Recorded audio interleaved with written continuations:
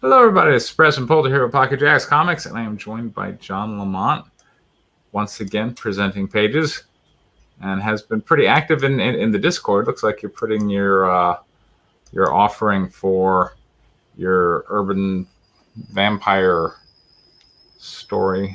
Trying to what's that called again? Blood Feud. Blood Feud. Yes, Blood Feud. And I got you a quote from my You did. printer. That was. Yeah. I was not. I had totally given up on printing Right. because I was like, this ain't gonna happen. Yeah. And I'm like, if I end up having to do a Kickstarter that's over $3,000, there ain't no way I'm gonna be Right. able to. Yeah. I just don't realistically think I can do that on my first go around with a Right. as 3D And comic. I got to say, so since you said that, let me go ahead and say that this evening or maybe early tomorrow morning will be when the campaign for Isidore and the Immortal Chains ends. And like last time I checked, it was at like 32 and some change out of a $4,500 goal. So it looks like it's not going to hit, which really surprised me because it came out of the gates really strong. It made almost $2,000 in the first 48 hours. So, like typically at that point, I would rely on, hello, Jake. I would rely on Kickstarter to, again, kind of pick up the momentum and go, oh, this project's doing well. But I have some advice on the relaunch that I'll go over, but I did just want to bring up, since you were like uncertainty of, expecting more than $3,500, for your first time out. Yeah, that's rough. Yeah. That's why I was thinking. That's why when you came out with the rate that you did, I'm like, I could do this at 1,500, and that seems reasonable. I'm like, I might be able to pull that off. And I know some people. What can I say? Apparently, you do. You got the hookup, man. So, what was your initial quote? I'm trying, because you have, it's 216 pages. Yeah. Which is, and what was the first quote? The first quote that I got was from a printer out in Orlando, and it was $26, I think. Right. And I was like, no way. I was like, I promise you can save people money. In the Discord got me down to about 16. Which is still good. I mean, starting at 26, 216 pages. You're right. The problem with $16 a print is the volume that I'm going to have to generate, and I want to at least make the printing expenses in the Kickstarter. Otherwise, I'm losing money on the Kickstarter. Depending on what the minimum was, and I wasn't looking at those. Well, all right. Like I found you a quote from Comics Wellspring, which, by the way, is a great resource because you can get a quote without talking to anybody. You just go to their website, click a few buttons, and so I went to their website, clicked a few buttons, and said 216 full color. And it came back, but they're around $16. So Comics Wellspring. I think that was the one that, because somebody said Kimio or something like that, and that got me down to 20. And I think Comics Wellspring was 16, which was still because I think they did have a minimum. Right, but I think the minimum was like 50 or something. Yeah, but even still, we're still talking about needing a Kickstarter that's going to be over $2,000, and for this type of book, I'm iffy on whether or not I can move enough content to make it worth it. So okay, but I mean, there's not a lot of risk involved, right? Like if you do the Kickstarter and you don't raise the money, you don't have to print anything, right? So you haven't lost anything. In fact, what I've some of the advice I'm going to be giving Darthunga, if he's around, is like you feel bad when you run a crowdfunding campaign and you don't hit your goal, and I have been there, and you feel bad, but you have actually gained. Like you have in Kickstarter, whatnot. People have signed up. You now can post updates to this old project and go, here's the relaunch, and all those people who backed you the first time will get a notice. It's giving you some more tools to use, and also I think it galvanizes your audience, like, because look, just like if you're watching two boxers go at it and you don't know either of those guys, if one of them takes a big punch to the face, you just naturally go, oh gosh. And and when they go down, you're like, yeah, you should probably stay down. But when they stand back up, you're now invested. Like, oh, why you're cheering for that guy, even though you don't really know who he is. It's in us. Like, we like to see resiliency. I think it gives us more assurance as customers, I suppose. But in your case, if you go and you're like, all right, here's a campaign for $2,000 and you don't hit it, you're not out of anything. True. Yeah. So. What's up, Timothy? So I don't. All right, but getting the price down to 16 was pretty cool because now you could offer the book for 25, and you wouldn't be making a killer profit, but you'd still be making a profit. Right. But then I got my local printer, and yeah, he came back with 7, which I was like surprised at. So yeah, so was I. Yeah, Now I'm like, okay, well, who was it that I was going to talk to about variant covers? Because exactly, yeah. I had pretty much shelved all of that idea. Yeah. Well, good. So cool. I did reach out to a few people. I'm talking to one guy who told me that his rate that was posted on the wiki has gone up, even though it's not gone up, but on the wiki. Well, like he didn't put that there. I put that there because I had to move the data, and a lot of the data was just stuff people gave me. But whatever. Yeah, whatever. But the good thing about the wiki is you can now go and edit it and put the new higher rate, which you should do, by the way. Yeah. Yeah. He hasn't given me the rate yet. He just said that the rate. I told him what was quoted on the website, and he said, "Yeah, that's not my rate anymore." Oh, okay. And then he's like, and I'm like, "Okay, well, this is what I want. Let's talk." And apparently, he has an artist partner or something or another. Right. So they're going to talk and they're going to get back to me. And I told them, well, just tell me what your rate is and we'll talk. Okay. So, awesome. So we'll see. We'll see. All right. We got more Angel of Darkness goodness.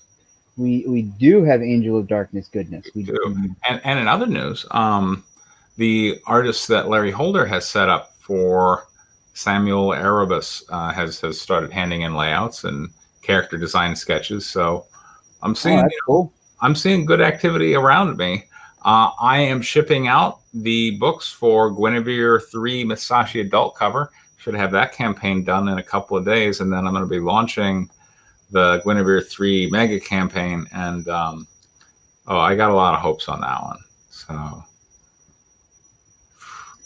I got Jamie Tyndall. And I invested a lot more in variant cover art budget than in any prior campaign. I'm just like, you know what? I like it. Every time I invest dollars in artists for my variant cover, like that money comes back to me just so quickly. So I should probably do more. So this is going to be my adventures into the biggest variant cover art budget yet. Yeah, and I'm only planning to do 1 or 2, or 2 or 3. I'd like to do at least 2. Right. But I don't know. We'll see how many people actually respond and what their quotes are. Yeah, exactly. It's all just a business deal. And look, this is stuff gets you ready for movies. If that's still a goal, why not? But negotiating with people about rate and whatnot. Yeah. Yeah. In comics, you have a lot more power than you do in movies. Like in movies, once like the date is set, or once the location, or particularly when you're on set, the people who are there can wield a lot more. Well, if you're not financing the film, you don't have as much on the line. Exactly. Yeah. When the studio is financing it and they're putting up $100 million. Yeah. Sorry. That's my that's my air conditioner. It'll click off here in a little bit. Go ahead. Well, I was just saying, when a studio has $100 million on the line, yeah, they do kind of, they do all of a sudden start to say, yeah, well, you're 10 days behind schedule. So guess what? You're going to cut a scene. Right. Exactly. Yeah. So indeed. All right. So it'll just be the two of us for this evening. Oh my, this is going to be interesting for script readers. It is going to be interesting for script readers. So let's see. All right. why don't you give the audience a refresher for where things have been so far? Maybe this week will be like last week. It'll just be the two of us until, Okay, so go ahead and close this, wrap up the stream. Exactly. And then somebody will show up. Somebody will show up, and then John Delarose will come in, and like, hey, John, what's happening? All right, so let me go find my little. Okay. Oh, William just posted pages, so maybe he'll show up. He's got to be here. If you post pages, you got to be here. Come on. And then somebody else posted pages. Did they delete their pages? Because I thought they had pages up. Somebody, and that's fine. The guy that backed out, it looks like he deleted them. Yeah, and that's fine. Hello, William. How are you? Wow, I'm doing good. That Speak of the devil, and he shall appear. That has definitely helped drown out the high pitched scream. So much background noise. Anyway, all right. So go ahead and give the audience a recap. What do we got? All right. And do you guys remember your parts from last week? I think mine starts with a J. I do not remember my parts. All right. Okay. Which one? That window. No, wait. Can I drag? Page. Right. Nothing around here.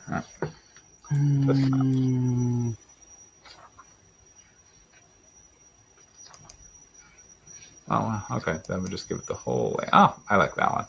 That one works.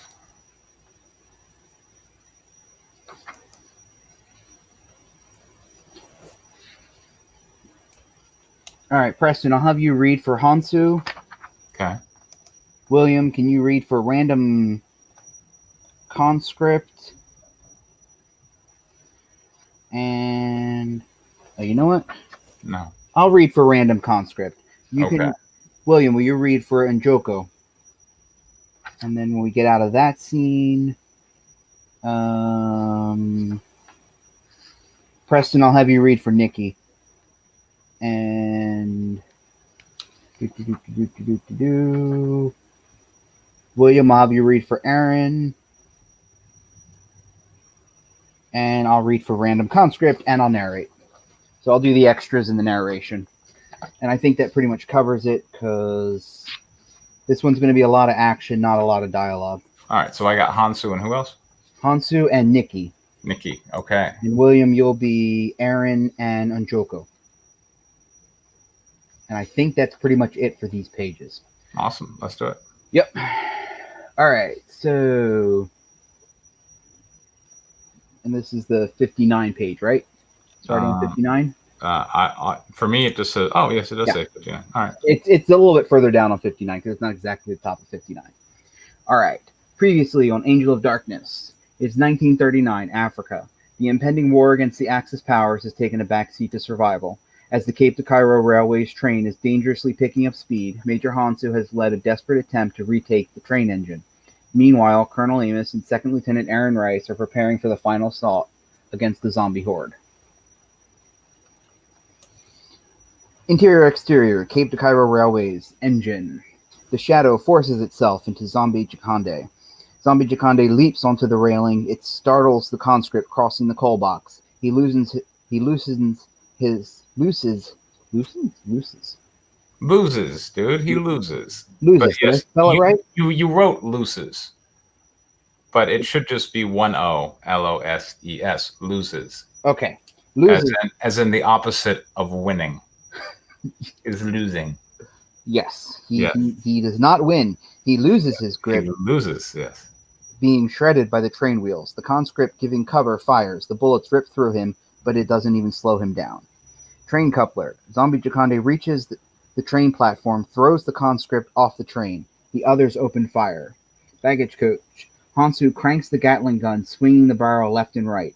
The bullets rip through the luggage and storage boxes. Bullets rip through the train wall, cutting Zombie Jakande and the conscripts in half. You got a minor echo there with the bullets rip. Or bullets rip. Bullets rip through. You see bolts rip through luggage, and bolts rip through. New scene. I don't know if that matters. one. It's the very next line. Okay. All right. I'll just make a note of it. Okay. The remaining conscript tugs on Hansu's arm. What are you doing? Hansu stops firing, shoves the conscript into the wall. I just saved your life, you ungrateful prick. Now help me with these charges. The conscript stares at him, frozen with fear. Fine. You can stay on this train. Hansu starts pulling sticks of dynamite out of the crates, tying them together with wire. The conscript runs out the back of the coach toward the passenger coach. Hansu slams and latches the door. Passenger coach 3. The conscript runs to the back of the coach, finding the door barricaded. Cape to Cairo Railways, engine. Unjoko and the conscripts begin the process to slow the train. Whatever happens, you hold this position, okay? I'm going back for the rest of the men. Yes, sir. Baggage coach 2. And actually, I think William. We lost William. Uh-oh. Goodness. Oh, boy. All right, well, I guess you're everybody. I'll stick with... Are you back, William? Yeah, sorry, the sound cut out. Quite all right. So what am I again? You're in Joko. In Joku? Okay. Is it my turn? It's about to be. Yes, it's about to be. Unjoko returns, finding Hansu wiring the baggage coach with explosives. Major, what happened? Where are the men? They didn't make it. We have to go back for the others. The colonel and everyone else. They won't last a day once the train stops. And die with them? No, we made it this far. They didn't. It's not right. This isn't about right and wrong. It's about survival. If you want to survive, stick with me. We have enough munitions in this coach to kill every last zombie. That was our mission. Hansu's temper flares, but he takes a breath. Fine. What do you propose? Unjoko smirks, looks down at the Gatling gun. Okay. I can get behind that. You want to? It's your idea. Unjoko picks up the Gatling gun. I'll get the door. Hansu opens the rear door.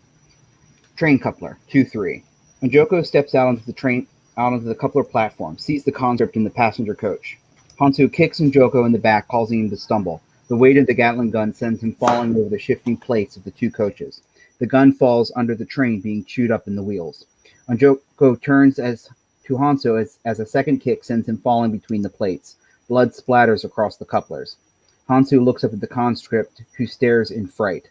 Hansu gives him a threatening look, pointing at him. Only reason I didn't kill you two, I think it should be TWO, is because I don't want to deal with another smart zombie. Or no, okay, I'm sorry, TOO. Well, I was right about it not being the right spell. Yeah. Partial credit. Hansu steps back into the baggage coach, slams and latches the door. Baggage coach 2. Hansu finishes with the dynamite and runs them together with the detonation cord. He tosses the cord wheel into a satchel, flings it over his shoulder. Train coupler 1-2. Hansu hops over the shifting plates and begins climbing around the exterior of the coal box. Railway engine. As Hansu turns the corner, the conscript grabs his hand and helps pull him up. Where's the captain? He went back for the others. Oh, good. Hansu pulls the detonation cord out of the satchel, cuts the line, and wires it to the plunger. Looking up, he sees the conscript looking over the edge for any sign of movement behind. Hansu shoves him off the side of the train. As the conscript falls, the engine wheels cut off his leg and opposite foot. His screams are drowned out by the roar of the engine. Observation coach 9, rear platform. Nikita watches. Cape to Cairo Railway, tracking. Slamming into the desert sand, the conscript's bones shatter, killing him nearly instantly. His body ragdolls across the sand as the train continues to pass. The conscript grabs the side. Passenger coach 5. Possessed, he scales the passenger coach. Inside, one of the conscripts sits at a bench. The possessed breaks through the glass, grabbing the conscript and pulling itself inside. Rear platform. No. Nikita watches as the possessed zombie climbs into the passenger coach. Format notes to me. I always put those kind of transitions, those like little mini slug lines on the left, not the right. Hmm? You see where it says inside, but you have it right justified? I would make that left justified. Oh, I usually put that in this, use the same code as the transition. Yeah, I know. That's where you put transitions. But, right. But it's not a transition. It's a little mini scene change, which should go on the left. Shit. I've delivered my line. Passenger coach 5. The possessed zombie crawls over the conscript, biting and slashing. It climbs over the crowd as they hurry to the rear of the coach. Passenger coach 7. Amos and Aaron round up the men conducting weapons checks. Passenger coach 8. Nikita races through the train car. Railway engine. Hansu shovels coal into the engine. He slams the door closed and tightens the flutes, increasing the train's heat. As the train gains speed, Hansu drops the plunger. Baggage coach 2. Kaboom! The entire baggage coach explodes. Its frame breaks apart, sending debris everywhere. The rear wheel axle breaks off, flying straight up into the air. With the train speed increasing, trains apostrophe S. Passenger coach 3 passes underneath the airborne train wheels. Train coupler 7-8. Nikita leaps over the shifting platforms. The train rocks a corner. She stumbles. Passenger coach 4. The wheels crash down, completely destroying the coach. The metal clashes against metal. With the momentum, the wheels bounce into the air. Passenger coach 7. Nikita pushes her way through the men, grabs Aaron's arms. She screams at her, but her words are drowned out by the roar of the approaching chaos. Passenger coach 5. The wheels hit the coach, ripping the roof right off, but leaving the base and frame mostly intact. The horde of zombies stand passive, unfazed. Passenger coach 7. Nikita pulls on Aaron's arm. She resists. As Nikita pulls, an aura grows around her, causing her skin to appear darker, and her hair appears lighter. Passenger coach 6. The wheels hit the coach in a downward motion, quickly losing momentum. It rips through the coach, cutting down the men fighting off the zombie horde. You were big on loosing that day. You did the same spelling error. I didn't even notice it that time. Quickly losing momentum. Quickly losing. Oh. Losing, yeah. As in not winning momentum. But see, it's spelled correctly. It's just the wrong word. That's my problem. Okay. Yeah, because it's like losing. I swear, since I was in high school, it's always been I spell words well because spell check corrects the spelling, but it's the wrong word. Yes. Yeah. I understand. That's why I'm pointing it out.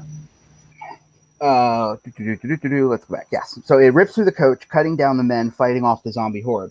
One side of the wheels hits the desert sand, creating immense drag, tipping the opposite wheel into the air. It spins around, taking out the corner of the passenger coach 7.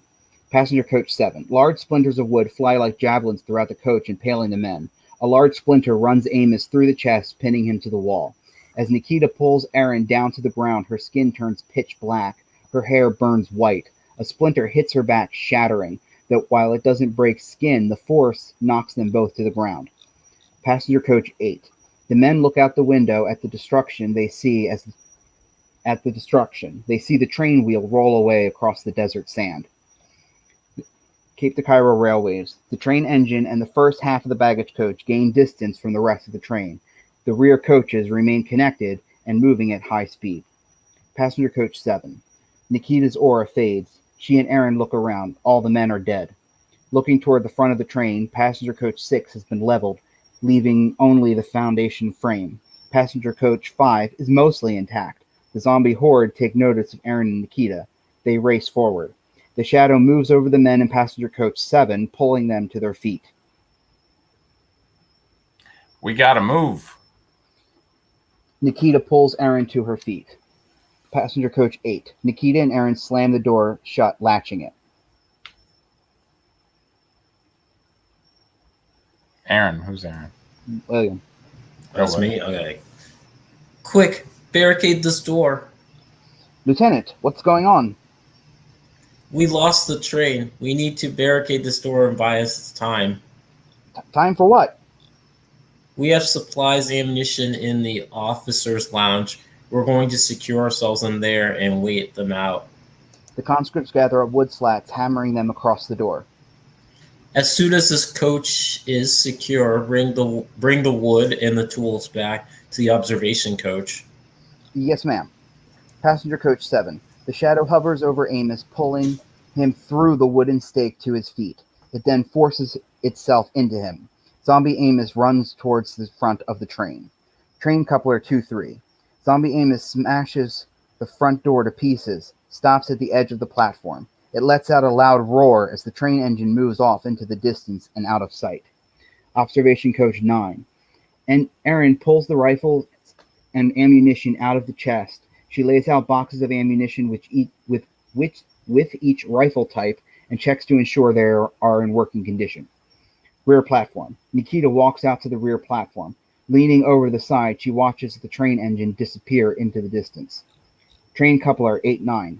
As the conscripts finish securing the rear door of the passenger coach H, they hear thuds of approaching footsteps across the roof. I don't know if they'd be approaching if they're across the roof, so you hear thuds of footsteps. I'll just take off. There we go.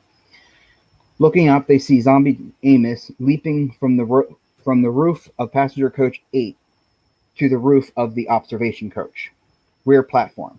Zombie Amos leaps down, grabbing Nikita by the throat, picking her up, pinning her against the wall with one hand. At its eye level, Nikita's feet dangle inches off the ground. Nikita and Zombie Amos stare each other down. It hisses at her. She sneers back. It drops her on the platform. Erin draws her pistol as Zombie Amos breaks through the rear door. She fires. Zombie Amos raises his arm, absorbing the bullets. As it closes in, it slashes her across the face and throat, severing her carotid artery. Carotid artery. Rear platform. Nikita's satchel lays open on the platform beside her. The flap fell open upon her landing. The skull stares back at her. As Nikita stares at it, it begins to glow purple. Nikita's eyes go wide. She scoops it up. Observation coach 9. Nikita enters the coach. Her aura grows, turning her skin pitch black. Her hair burns white. Okay. She's got the curse of the drow. D&D reference, right? Nobody got that one. Yeah, I get that. Oh, everybody got that one. Yeah, I play D&D. Yeah, cool. A lot of action. A lot of stuff going on. We seem, and the action is moving towards the direction of resolving the threat. The train has been separated, I guess. I wasn't quite able to follow what the logic was behind why they shoveled a bunch of coal in the boiler on the engine before abandoning it, but it's great. We're building to a cool cinematic finish. I'm not sure against who. Because I didn't see that possessed zombie last time, who was but that's more constructive issue. So but that's what I got for positives. How about you, Wayne? Yeah, it's all still a lot of really interesting action stuff, and I'm guessing now like Erin is dead, right? She's on the floor bleeding out. Yeah, I mean, it got slashed across the throat and severed an artery. Yeah, that's definitely dead. Goodbye, Erin. Killing off everybody. As my daughter would say, rip potato chip. Yeah, so you're kind of going for we watch a lot of we used to. Now she's in college. But we don't watch a lot of horror movies. Whenever someone would die, we rip potato chip. Yeah, it's just like because it's kind of like how you see in slasher films where everyone basically dies except one person. So I'm kind of curious to see if everyone except one person will die in this story. Hanzo, maybe, I don't know. Is Hanzo our emerging protagonist? You'll find out next week. Okay, I guess so. Fair enough. Oh, he's basically Brad Pitt from World War Z. There you go. Next week, all spoilers will be revealed. Everything comes out in the next section. Fantastic. Okay. So awesome. Yeah, it'll be very exciting. Next week will be very, very exciting for me anyway, because I'll find out if it's actually all working. I guess we all will, which is cool. All right, in terms of constructive, I'm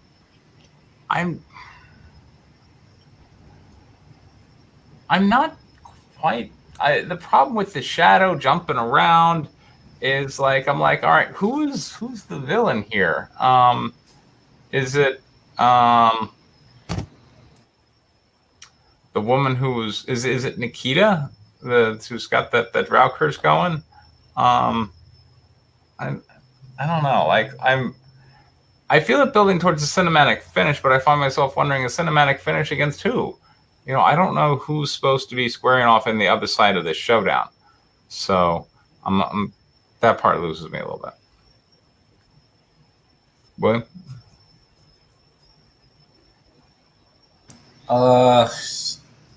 Yeah, I mean, I'm just assuming that, you know, it's meant as a mystery. Like, we're not supposed to know, you know, who's the one behind, like, the shadow until, like, you know, the end and stuff. So there's a bit of a mystery to it and stuff, you know. I mean, I guess my one question is, I mean, did this script have, like, breadcrumbs to follow to figure out who is the one lots doing of them.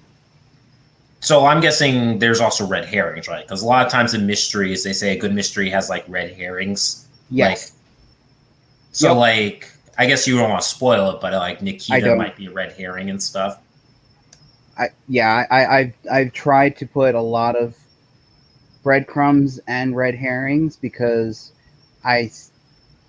until basically page 75 of the script, which is we're going to get to next week, that's when all of your questions will be answered before we go into the climax.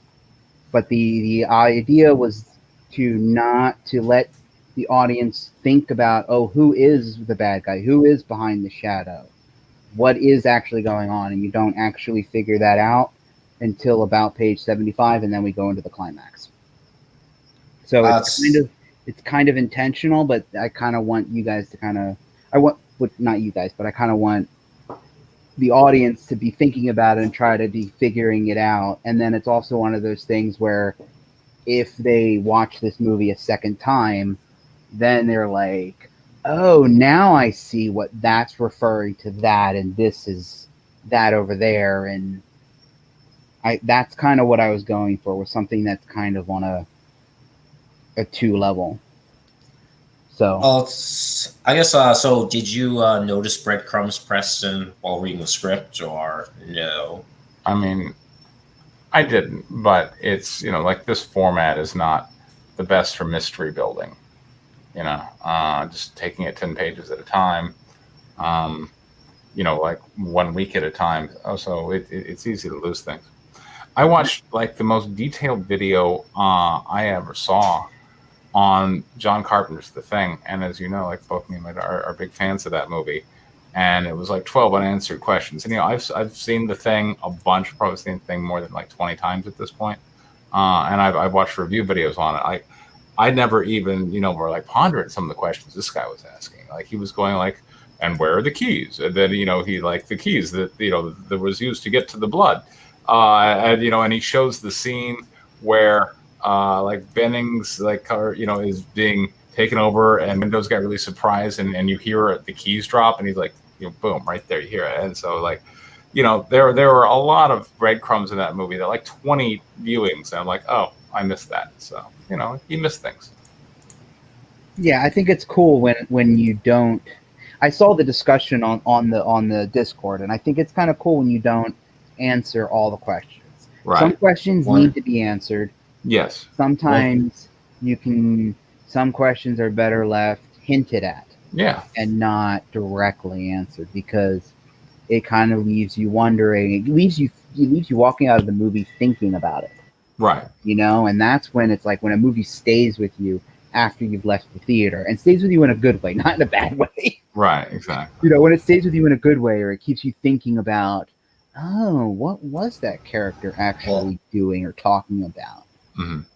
Well, I guess well, I guess, leaving questions out and stuff, nowadays kind of does open you to like getting like the Mahler treatment where, someone goes through the movie, finding all the plot holes and issues with your film and makes like an hour-long review or like rant about your movie and stuff. I don't think we need to worry about that. Okay, it's just like nowadays a lot of people do reviews on YouTube of movies, and I understand. I guess they try to find that stuff. Yeah. Well, sure, but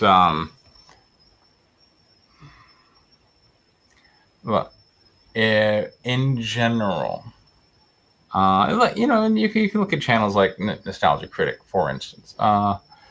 He, I'm sure, started out with like some reviews where he's like, "Boy, I really don't like this movie," but I think he discovered that when he looked over his metrics, like the "this movie sucks" reviews probably did better than the "this movie was great" review.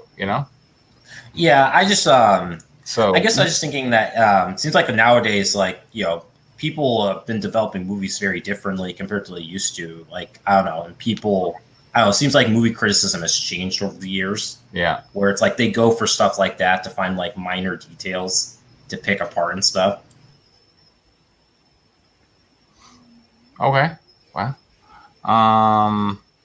A lot of it too, I think, is fad, especially when, like when the DC movies were coming out and they were horrible. It became a fad. Everybody and their mother was doing review movies on how bad they were just because we were spoiled with all of these mostly good Marvel films for the last 10 years. Mm-hmm. So. Yeah, it's just kind of. I mean, did anybody in 2008 come out and do a YouTube review on the first Iron Man movie? No. But again, the platform wasn't really built up as much as it was then, too. Yeah. Nowadays, when, Justice League comes out and it's a big stinker, everybody, it's the thing to do is to go out and blast it. And they want the reviews. YouTube creators, they want the views. They want the algorithm to pick them up. Oh, people are talking about this. Well, I'll make a video because then my video will be trending. And by the way, let's just go ahead and say it. I don't think it's particularly bad for the movie in question. Not entirely. Look at the Snyder Cut. Yeah. So I'm reserving all thoughts on that until I actually see it. Okay. Yeah, it's just like I guess what I'm saying is that I don't know. It's been kind of weird where like certain movies, people have been really paranoid about the critics liking it, and it's kind of been affecting how people kind of make movies today. Like I think the Russo brothers even admitted that they watch CinemaSins to try and polish up their scripts, which CinemaSins is kind of meant as a joke. Yeah, but they do use them apparently as like a basis for polishing their scripts. So it's just kind of, I don't know. It's been kind of weird how the internet has had an effect on movie making nowadays. I don't understand the upshot of this discussion, really. Oh, I guess I just meant that, if like this movie had, like if the script has like stuff that don't go unanswered, like you mentioned, I guess that's how you, relate the conversation to the thing and stuff. I was like, oh, then you get people complaining about things not being answered or something like that. I couldn't care less about those people, and I don't think any decent writer should. Okay, I mean, I don't know. It seems like a lot of writers, sometimes like think about those people. Sometimes you should never think about those people. You shouldn't write to make those people happy. That is not your audience. Because as I was talking about with the nostalgia, like he noticed, I'm sure, that, oh, wow, the negative reviews do better. So he just goes out to do a negative review. You could give him a perfect movie. He's still going to do a negative review. It doesn't matter. Stop trying to please people who won't be pleased. Right? Yeah. I mean, there you go. It just kind of sucks that producers do that, though. I don't. Yeah. Oh yeah. Well, I mean, was this like script meant for like a more independent film, or were you kind of looking for more actually like higher budget, type of film? When I wrote this, I was trying to write a single location script that could be done on a $30 million budget. I had seen a film, a Russian film called Revolt, which was an independent, filmed in South Africa for a $30 million budget. If it was filmed in America, it would have been 60 to 80 million. At first, I didn't realize it was South Africa until they showed the city, and I noticed that like 80% of the citizens were black and 20% were white. And I'm like, that looks like the racial makeup of South Africa. And sure enough, it was. And that inspired me to, when I was writing this, that's why I set it in Africa, because I thought this was a mostly... Moby, how come you aren't here? Tell them, man, stop trying to force a vegan to eat meat. Exactly. So it was my intention was to write a single location script that could be filmed in a location with cheap extras, and I thought of Africa, South Africa, and that was kind of what my intention was. I thought that this film could be made for about a $30 million budget if it was filmed in South Africa, because you have lots of extras. You could literally build one train car and use it for half the set, because the baggage coaches are all identical. So it would be tricky, but you could make it work if you are that limited on a budget. And half the film takes place on the train. So I wanted the whole film to take place on the train, but unfortunately, Speed happened, and even Speed, which was advertised as a movie that takes place on a bus, doesn't take place entirely on the bus. Well, I mean, implications for the climax. So I ended up deciding to do that, and that's why I blow up the train. Well, with the low budget and stuff, I mean, if the film can be kept in low budget, then at least you don't have to worry about as much as people messing with their script, because like it seems like the higher a budget a film gets, the more the studio might try to insert their own little details that they want into your film, which is always pretty annoying for a writer. Mm. Yes. The majority of big budget films are written by committee, not by the writers. Sure. The writers that are credited as writers are more like typists. And that's where I got to say, I think that's the real beauty of getting your ideas out in comic book first. Because to me, it enforces discipline in that process. They can't go too far afield on the thing, because at some point they could just say, well, let's just, kind of come up with a concept that is a complete rewrite of the basic premise of the movie started with. And if it's already out there in comic book form and it already has a fan base, then they can't and probably shouldn't, do those kind of things. And to add to that, Preston, I think having an established IP also improves your ability to push back against that. Right. Exactly. When a studio comes to you and says, we want to take White Lily and turn it into a movie. Right. You have an established IP, you have a fan base, you have a business track record with that IP that you can go to some and say, you need to shoot the hostage? Oh, yeah, thank you. You have an established IP. So when they come and they say, well, I want to take this piece, this piece, this piece, and rewrite everything else around those three parts that we like, you can come back and say, no, I already have this done. This is what it is. If you want my story, you're going to work with me on that. And I think what your business model actually lends. Did you know what Robot Mechanics talk about shooting the hostage has been really helpful advice? Do you know what that means? Yeah, it takes them out of the equation. Okay. I don't know. It's a reference to the movie Speed. Okay, I got that part. Yeah. And what about it? The bad guy takes one of the cops hostage, so Keanu Reeves shoots him. Oh, okay. There we go. Basically, Jeff Daniels is the guy, right? I think it was Keanu Reeves and Jeff Daniels. Jeff Daniels is taken hostage by the bad guy. So Keanu Reeves shoots him in the bulletproof vest, or no, in the leg or something like that. Basically turns him into a paperweight that the bad guy can't use as a body shield. Ah, got it. So that's the whole reference to shooting the hostage because he can't take him hostage. There you go. Anyway, back to the business of comics. Yes, I think using comics to establish your idea turning your idea into an established IP helps, because nowadays all the major studios, all they're really doing is they're not buying scripts, they're buying ideas. So they'll pay you $20,000 for your screenplay, turn it over to one of their hack writers, who will then carve it up and chop it into something completely different and unrecognizable, slap your title on it, and then make them into a movie. Right.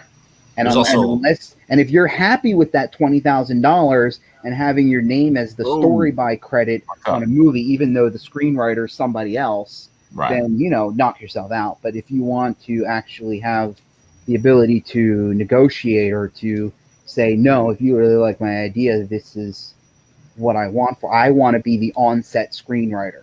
I want to be the writer that the producer comes to and says, we're 10 days behind schedule and I need to reshoot this scene or rewrite this scene. You want to be the writer to rewrite it so that you can keep what's important and not have some hack just chop it up. Because that's where you get a lot of these movies today that they got scenes where they're not tonally consistent, or they jump ship, or that's why you got Bruce Wayne walking down the street, hear people calling him Batman, and he's not even wearing his suit. I mean, you got all kinds of crazy things happening because everything's just happening in such chaos because there's no consistency. So that's what you want to avoid. So, well, that's why. That's why. Like, that's one of the benefits to, like, trying to make a film independent is you get more control over it compared to it going through a massive studio. Yeah, you don't have the money. Yeah, I mean, that is one issue. But what's even better than making an independent movie? Make an independent comic. Make an independent comic book.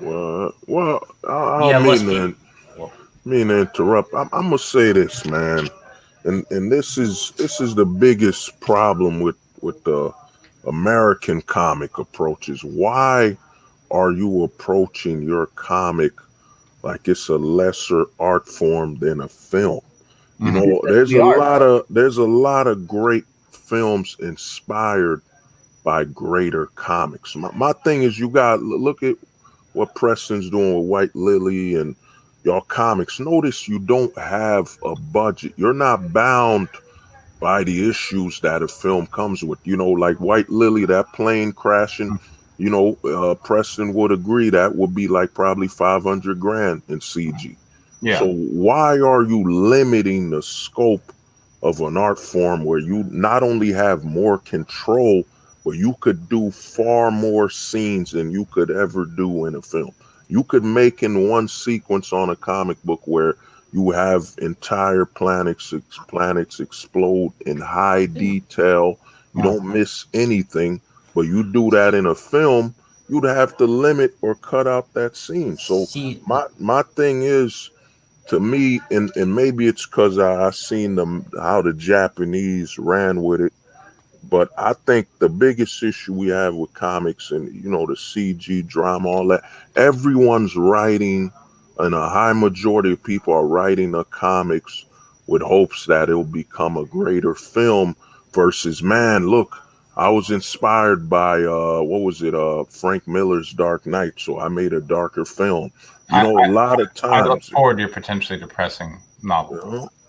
Go ahead. Well, I think I think the thing is that the problem is that in America, comic books just don't sell a fraction of what films do. Like film, there is just so much money. Definitely. Well, yes, films make more money, but films also cost more money. There it is. So the beauty of comic books is you get to be far more experimental in your storytelling because the risks are small. Yeah, I get that. I'm just saying is that the thing is that people also want to be able to make money because you want to make it as a job. It has to be feasible. And the one problem with that is that making comic books in America seems like you just don't really sometimes have a chance of getting paid a lot. Well, unless if you want to make a lot of money, being unless you're Ethan Van Sciver is kind of a long haul, you know. But no, when it comes to comic books, I mean, plenty of people are making money. I mean, Keanu Reeves is making money, and he never made a comic book before. But wait, hold up. You see what Preston just said there. You got to look at influence. A lot of times, your comic, a perfect example. I forgot Scott Pilgrim.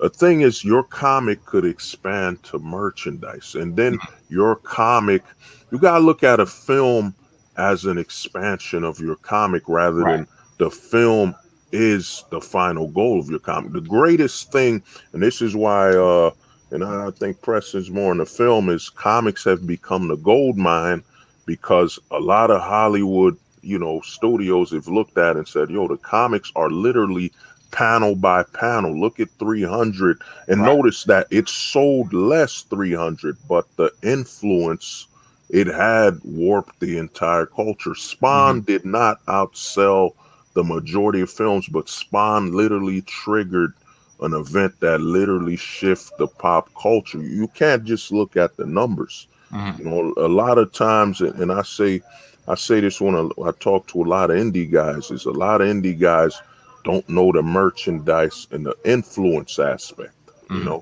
That's currency in itself. Preston's got 1,000 viewers, 1,000 subscribers. That's influence. And what is the market literally right now? It's about influence. Yeah, I guess it's about influence. I think it's just that a lot of people, I think John Del Rosa's talked about it too. It's just it just seems like there is this influence and there's merchandise, but the comic book sales themselves are just not kind of seems to not be happening, especially compared to a long time ago. People, a long time ago. It seemed like before the comics crash in the 90s, comic book sales were far higher on average compared to what they are today and stuff. What difference does that make? Oh, it just seems like, there were more readers. There may have been.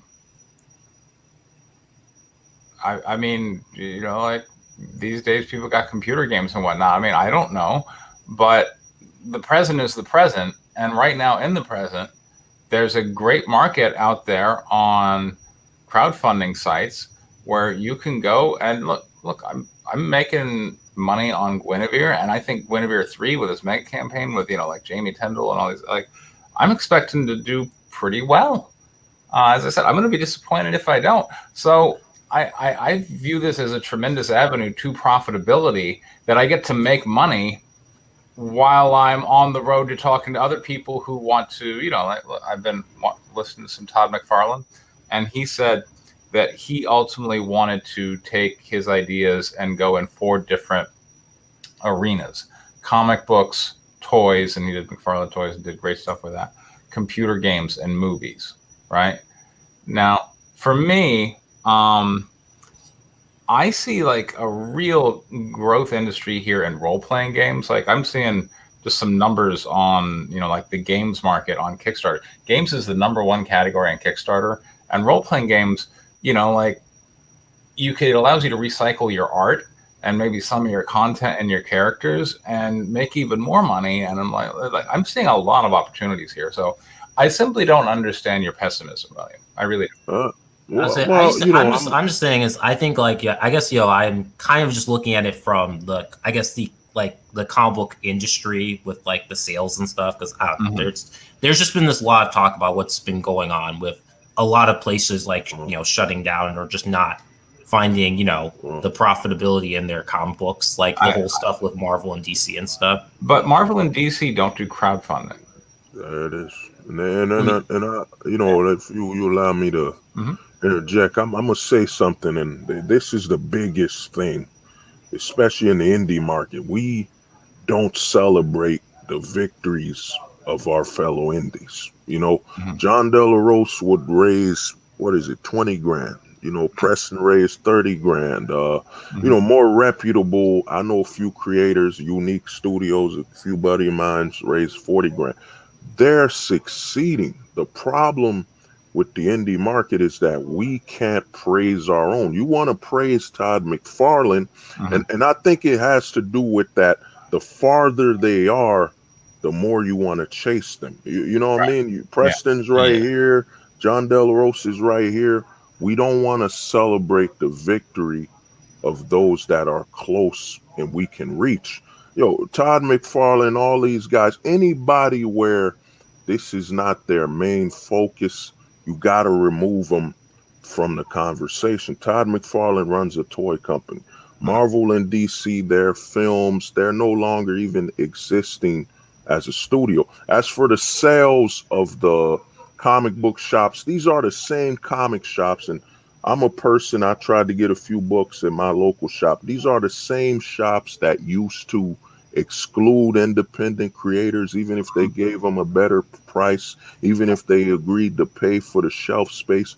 We can't keep acting like, man, when comic book stores were doing great, everybody had a chance. Right. Oh man, they were gatekeeping far worse than your digital, your social justice world. We're in the internet age where Preston's got the whole squad of Ethan, who has over 500,000 people attacking the man. Same with John Del Rose, yet they still sell. Now imagine if Ethan, and if it was only a comic book store where Ethan had a grip on the store, right. I don't want nothing from Preston or anybody I don't like in here. They wouldn't be there. We're in the internet age. Comic book sales have not dropped. It's just that the sales have moved from the comic book stores to the internet.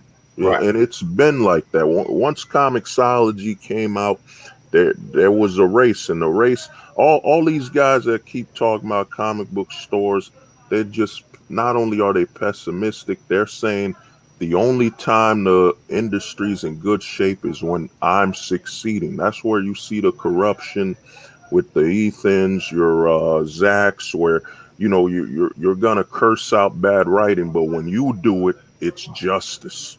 You know what I mean? I'm not the big companies, but because I've spoken to a lot of indie guys where I'm like, man, we gotta celebrate the ones that are winning, man. The same love you got for Marvel and DC that have been pissing on you for years. Why can't I, just because Preston's, I could talk to him, or a few other buddies I know that's in the indie industry, instead of celebrating their success, I'm so quick to, well, Preston's a failure because the comic book stores aren't succeeding. Preston isn't beating Marvel and all that.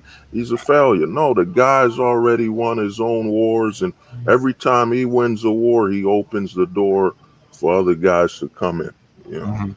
I just I think I guess I wasn't really trying to reference the comic book stores. I was just I guess I was just looking at the pure sales numbers for like the comic books as a whole and stuff. What difference does that make to you? Oh, to me? Yeah. I don't know. I just like the idea of it, of like the medium, kind of reaching like a level of like sales and profitability compared to like, say, Japanese manga and stuff. Sure. I just thought it'd be kind of cool because people know, like, I don't know, I just run into a lot of people who know manga and anime and stuff a lot, Yeah. And if I could interject for a quick second, I mean, when you're talking about like the success of comics from the 90s, I mean, look at what's happened to Barnes and Noble. Look at what happened to regular brick and mortar bookstores. Barnes and Noble is now a coffee shop that sells books. Right. It's no longer a bookstore. People aren't buying books in stores. They're buying them for their Kindle. Like Moby said with Comixology. People aren't buying comic books in stores. They're buying them digitally. The people that are still buying them. The digital market is kind of taking off, so you're never going to see those types of sales come back. You're never going to see, print comics doing as well as they were back then. And to Moby's point, or William, I forget who it was that was saying, don't talk about, people that do other things than comics. There's absolutely nothing wrong with diversifying your idea. Mm-hmm. And that's kind of, I think, I don't want to speak for Preston, so I'll speak for myself. But my thoughts on getting into the comic book world, having been writing screenplay. I've been writing screenplay since I was 14 years old. I'm 38. That's been a long time writing screenplays. I have done everything from going to my local library and getting those books, those 1,000-page books that were supposed to have all the producer in Hollywood and their address, and you can go and send them your pitch letters. And I had been doing that literally since I was 18 years old, if not before. And then I moved to California and I did all that. But anyway, I'm digressing. My point is, there's nothing wrong with diversifying. I don't see me converting a screenplay into a comic book as saying I'm changing mediums or whatever. There's no reason why. I don't see how turning a screenplay into a comic book is hurting comics or hurting film. It's just diversifying your idea into multiple mediums. And if I guess I just kind of get lost on that argument, and I don't understand the point of why people make, it's to me it's all about telling a good story. If you have a good story, who cares what medium it's in? If I'm telling a good story and if it's in one medium and it translates well to that medium, then that's what you want to do. And then if the opportunity comes to work in another medium and you can take that story that's already established and adapt it to another medium, I don't really understand. Preston's talking about getting into role-playing games. I mean, that's taking a story from one medium and turning it into another. I don't entirely see why there's an issue with it, and I don't see how it hurts one medium because you want to work in multiple mediums. You want to do comics and you want to do movies. Okay, I don't understand what the big deal is. You can do well in both, and it doesn't hurt the other medium because you're adapting your story for multiple mediums. I mean, how many films come out that then get graphic novels based on them? How many films? I mean, like in the 90s, in the 80s and the 90s, it was the novelizations. I mean, how many, like, I still have it somewhere around here. I have the 89 Batman film novelization, which is based on Sam Hamm's original screenplay.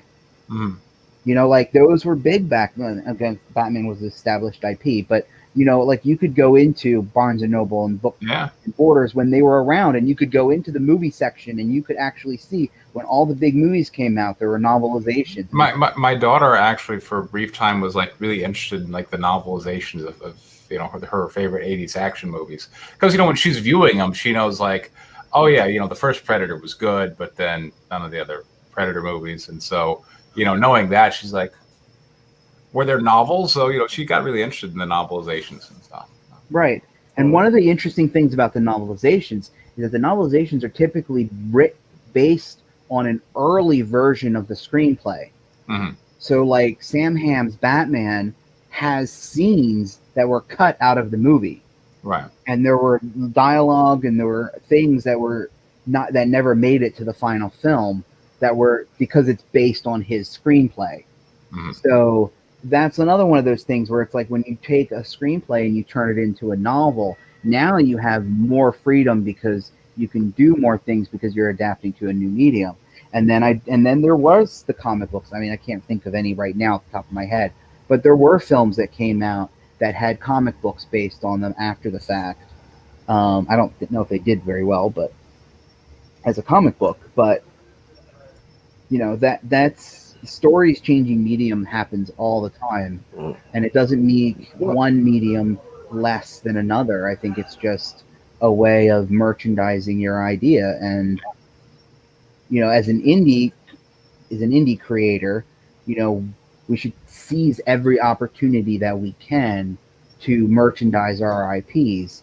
Because if you can merchandise your IP, you can potentially make a living off of it, as sure. I mean, present company included is showing can be done. Yeah. Exactly. So, it's like it's one of those things too, where it's like even though it's the same thing why I'm not giving up on doing Daz comics, even if I can't do a Kickstarter for one.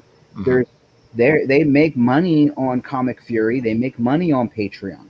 There's no reason why I can't do a Daz comic on a Patreon and do a print comic through Kickstarter at the same time. Well, I can do both. And well, Will, I'm gonna say this, man, John. You could. To me, it could succeed. I've seen a couple people do it. It's just all about how you build up the base and how you, for example, you have a 180 page. At some point, you got to determine 216. 216 page comic. At some point, you got to realize, okay, am I gonna give? How much of that am I gonna use to promote it and build a base? But the other thing I was trying to say is, I'm not telling you don't expand. What I'm saying is, you don't sell when you come out with your comic. If you are feeling that you're limited, the only thing you're limited in a comic book is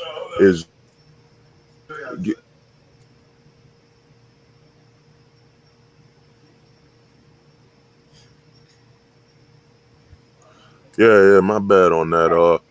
Yeah, well, the thing is this. To me, you shouldn't look at the medium like you're limited when you have less limitations.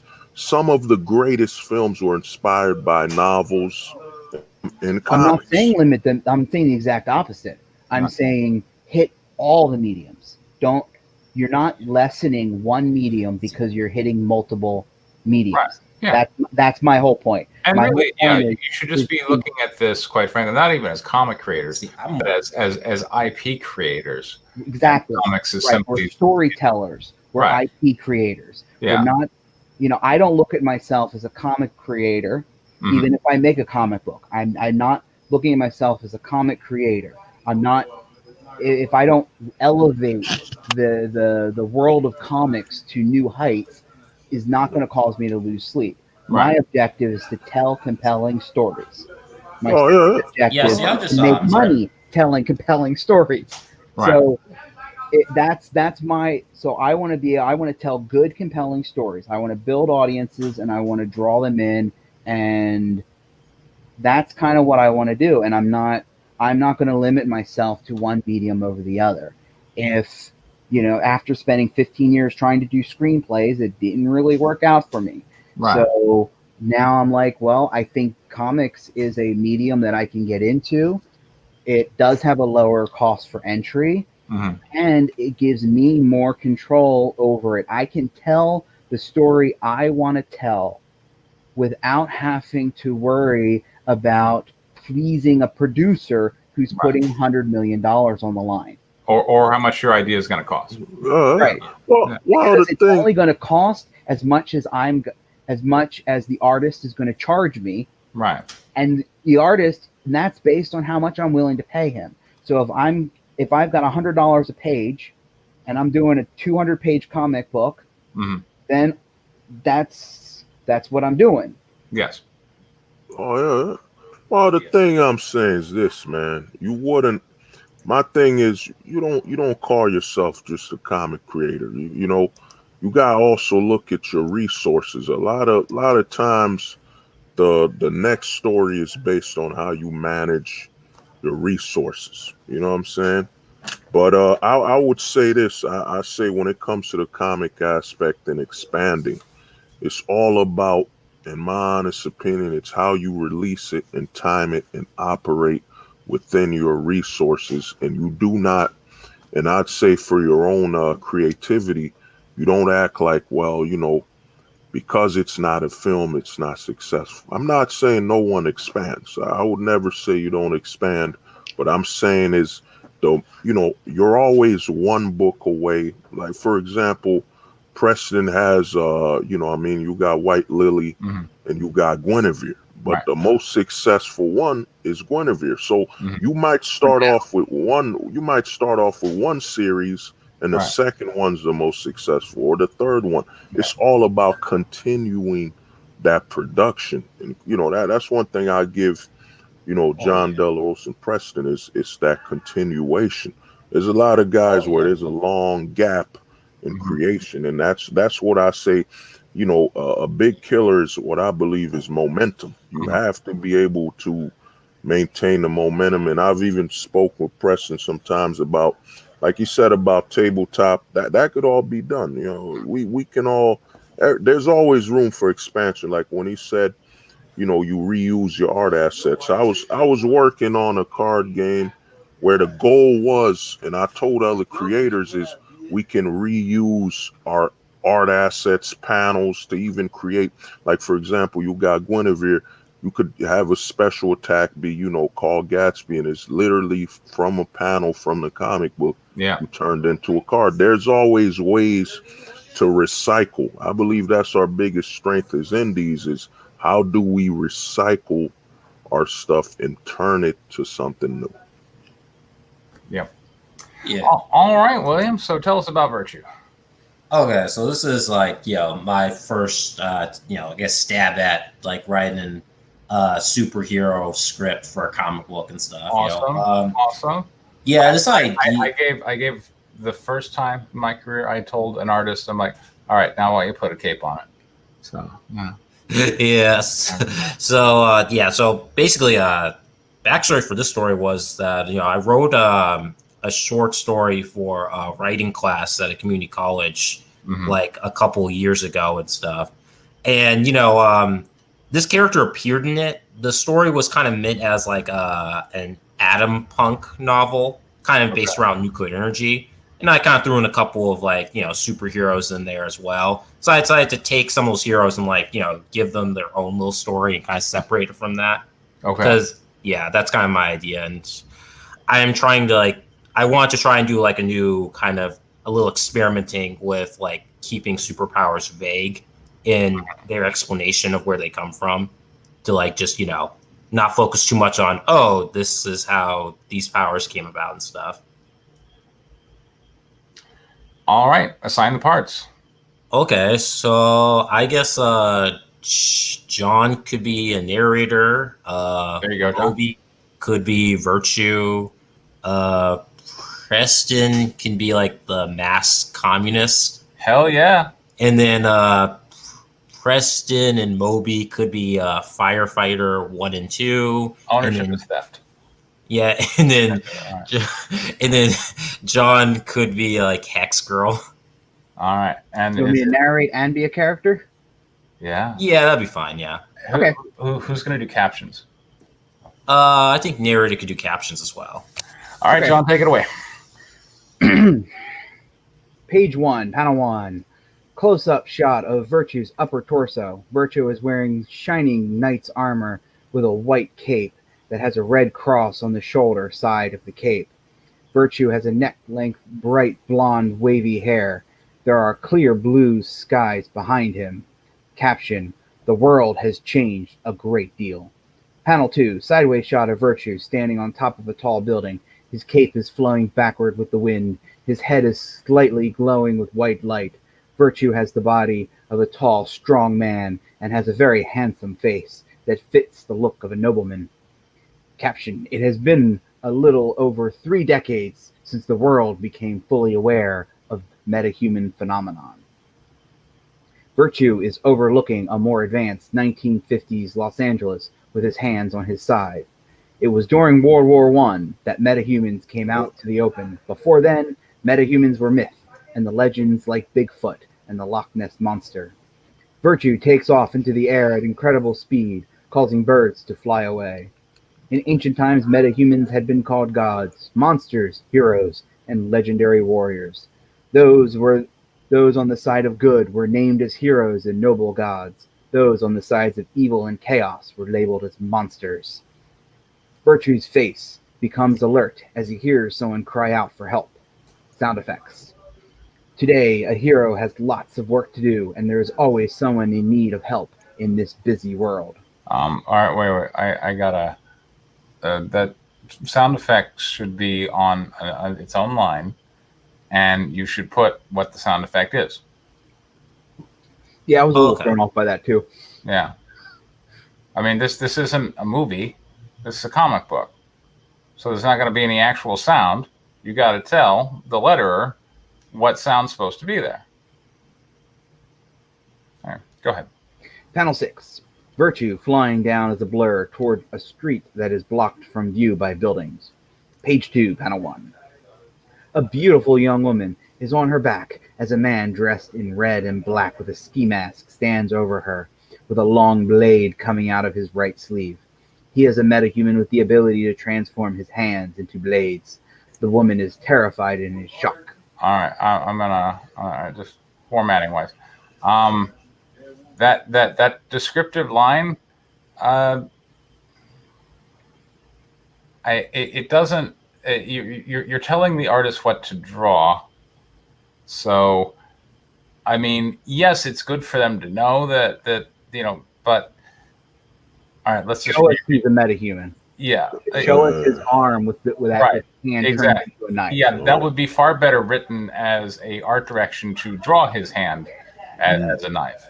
Yeah, I think I slipped into my novelist form right there. Fair enough. Yeah. Okay. No problem. Well, basically, man, when you writing it, you gotta look at it like you're writing a photo. Right. Every sequence, it took me. I had to read. I'm telling you, that book was golden. DC's writer's guide is you gotta look at every panel like a photo, and every shot you gotta make it like an interesting shot. Like, let's say you had a shot of me and Preston fighting.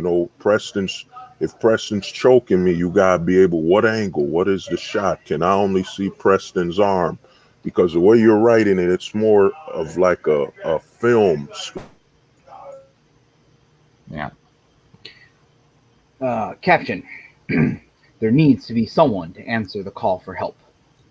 Panel 2. The masked man has a crazed look in his eyes, and the mask has a hammer and sickle symbol on it. Let me read the woman, man. We're at the masked communist first. Death to the capitalist pigs. Communism shall stand triumphant.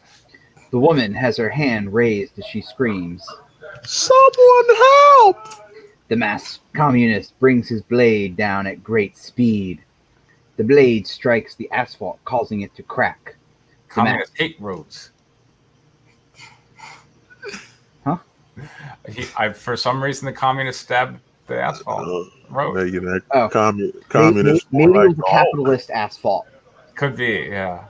It's just funny, like politically, like, roads always comes up in libertarian discussion. Go ahead. But my roads. My roads. The masked communist looks shocked at the disappearance of his would-be victim.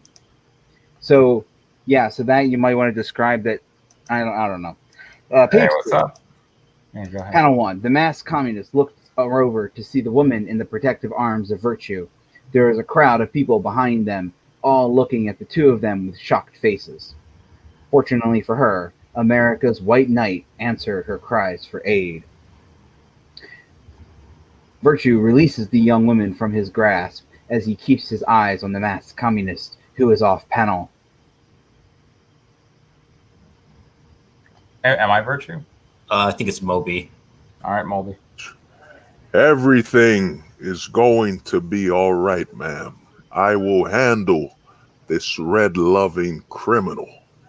Panel 3, sideways shot of Virtue and the masked communist staring each other down. The masked communist has a furious look on his face. If he's masked, how do we see his face? That's a good point. Yeah, these are good questions. Virtue, you are a tool of this oppressive capitalist tyranny. I'm not as strong as you, but my ideals are stronger. The masked communist uses his untransformed hand to tear off his red and black suit to reveal a vest of explosives trapped to his upper torso. Try saving this entire street, hero. The masked communist pulls a clip on the vest to trigger the bomb. Virtue flies toward the masked communist, who is off panel, while he fires a bright yellow energy beam out of his right hand. He only has a mere second before the whole street would become a scene of total carnage. Page 3, panel 1. The energy beam is a precise attack that is targeting the straps on the vest holding onto the masked communist. The masked communist. All right, hold on. In that case, you're going to need to rewrite this sentence, because Virtue flies towards the masked communist who is off panel, while they're both men. So I didn't know who he was. I thought he was the masked communist. Fires a bright yellow beam out of his right hand. But it turns out he is Virtue. So Virtue flies towards the masked communist, firing a beam of bright yellow light out of his right hand. Or Virtue fires a bright beam. Okay. I guess I was under the assumption that toward the masked communist who is off panel. Right. Yeah. Okay. I was under the assumption since just the start of the panel description was about Virtue and stuff, that I guess that I was just assuming people would assume that was him. Or just get rid of the he. Okay. Towards the masked communist who is off panel while Virtue fires a bright, because otherwise. Okay. In the grammar, you want to focus.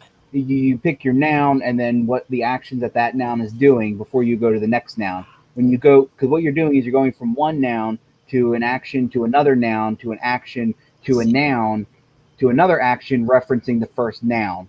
That's why I was saying Virtue fires a bright yellow energy beam out of his right hand while flying toward the masked communist who is off panel. Would probably be the most precise way to word that. I think I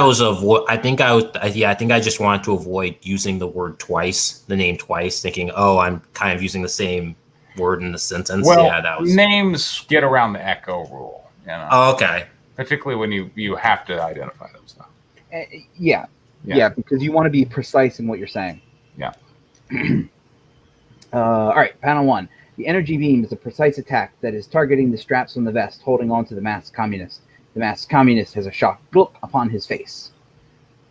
Virtue grabs the vest and pulls it off the masked communist in an insanely quick motion. Close-up shot of the masked communist's face that is full of shock. What?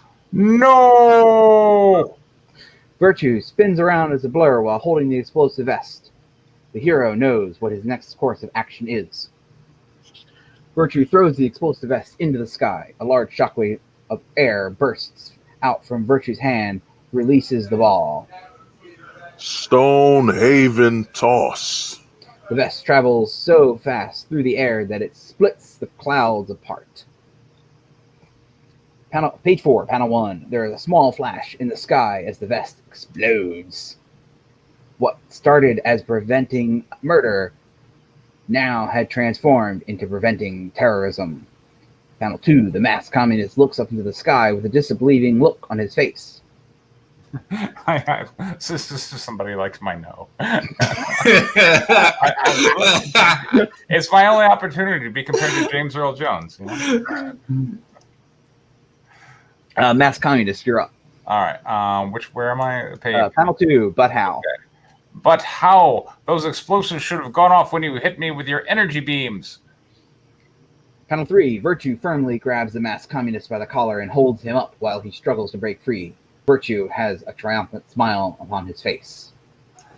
My energy beams can be precise in their targets, thus allowing me to target the straps on the vest holding it to your body. You already knew what was going to happen next once I had the vest. Now, terrorists, the law shall dispatch proper justice for your vile crimes. I'm gonna just say this: you got too much explaining. Yeah, that's a lot. It makes it sound more like the Virtue guy is asking for his lines, or it's just too monotone, too much explanation. All right, panel 4. Panel 4.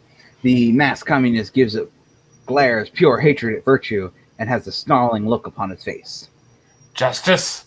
For a patriotic pig like you, don't make me laugh. I fight for those oppressed by the global capitalist system. Oh, because I might forget. I don't know how old the word is, but I'm not sure if the word terrorist was very common back in this era. Panel 5. The masked communist is taken into custody by the police. The police have advanced handcuffs that prevent his powers from helping him escape. His head is still turned toward Virtue as he tries to keep the police from forcing into the police vehicle. His face is full of ideological fury and hatred. You pigs might be safe now, but the revolution will be here soon. You heroes are the defenders of the sick and unjust system, and you shall pay for that. Workers of the world, unite. Panel 6. Virtue standing in front of the crowd of people as As he looks at the masked communist being detained off panel, his face is calm and he has a noble smile.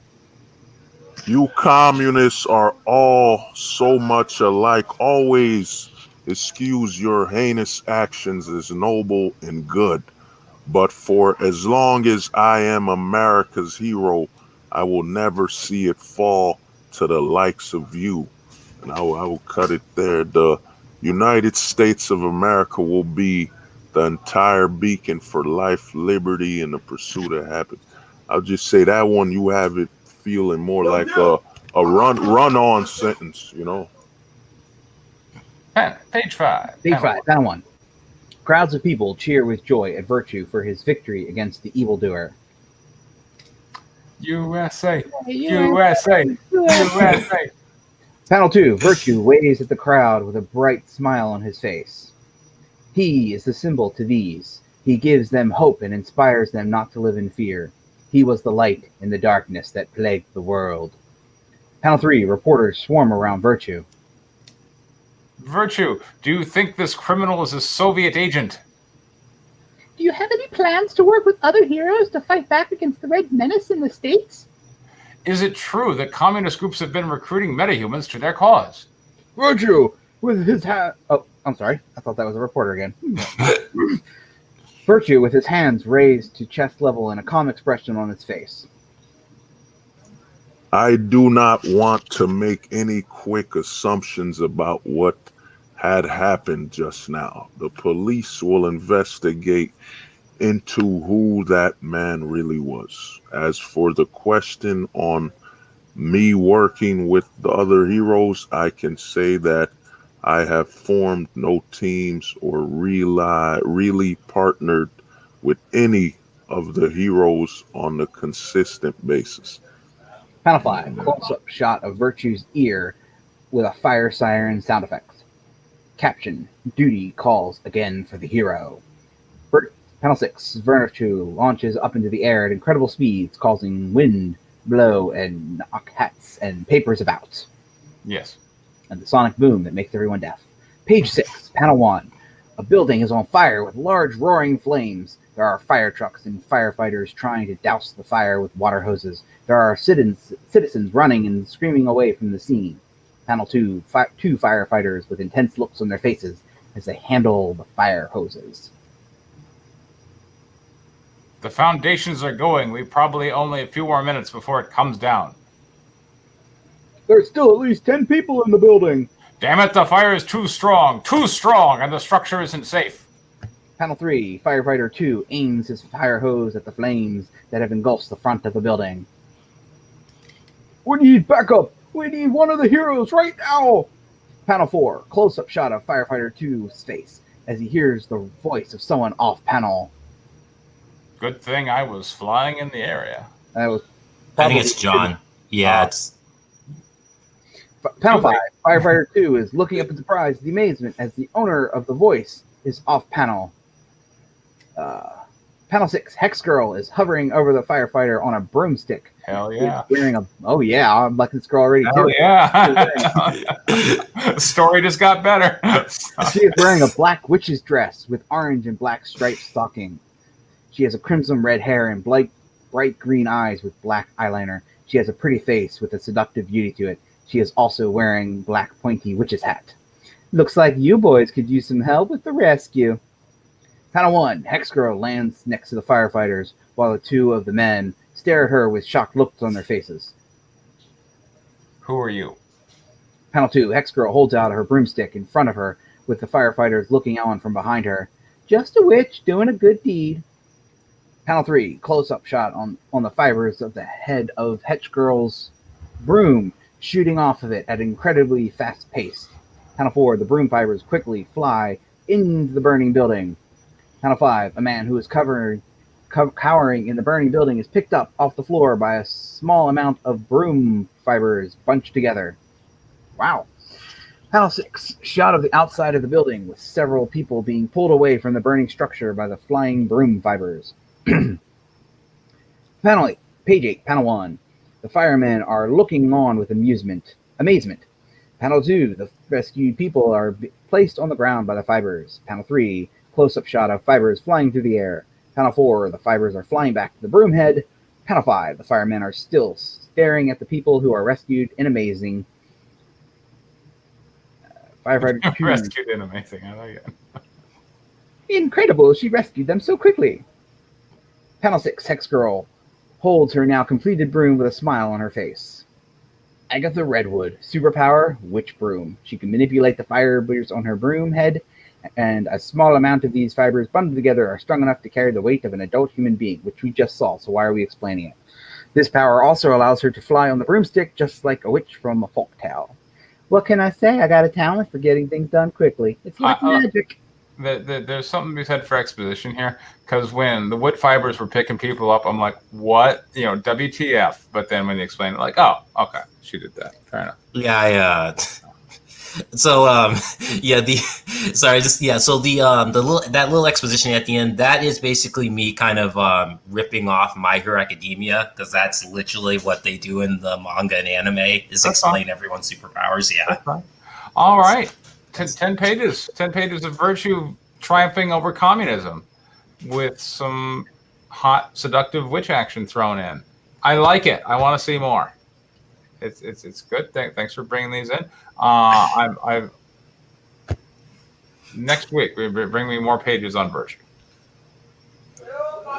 I will ditto that. I would love to see more pages on virtue. I also like that when you picked a in Evil Empire to satirize as your villain, you did not go with Nazis, because I am so sick and tired of Nazis being the villain in everything these days. So it was kind of refreshing to see. I mean, I get it. Everybody hates Nazis, but they don't seem to be the villain in everything. Well, interesting enough is this first villain is there's satire to it, but my intentions with using the Soviets, I do kind of want to make it more serious. I kind of came up with a very interesting, take on how, say, the Soviets or a communist state would handle metahumans and stuff. And it's interesting. I think it has a lot of good potential. When you went that route, as I said, it's one of those things where it's like every time I hear that another movie or another TV show or another comic book is using Nazis as their villain, I just groan and roll my eyes, because it's like, do these people not have? I know the answer to my question because it's rhetorical. No, they don't have any original ideas. Right. but John, hold on. So I'm trying to compliment you on developing an idea that's not so burdened out in the pop culture today, and you went with a different route. So I think that's cool, and I like that. And I think that's good. So. But John, you got to know that the Nazis were responsible for nailing Jesus in the cross, man.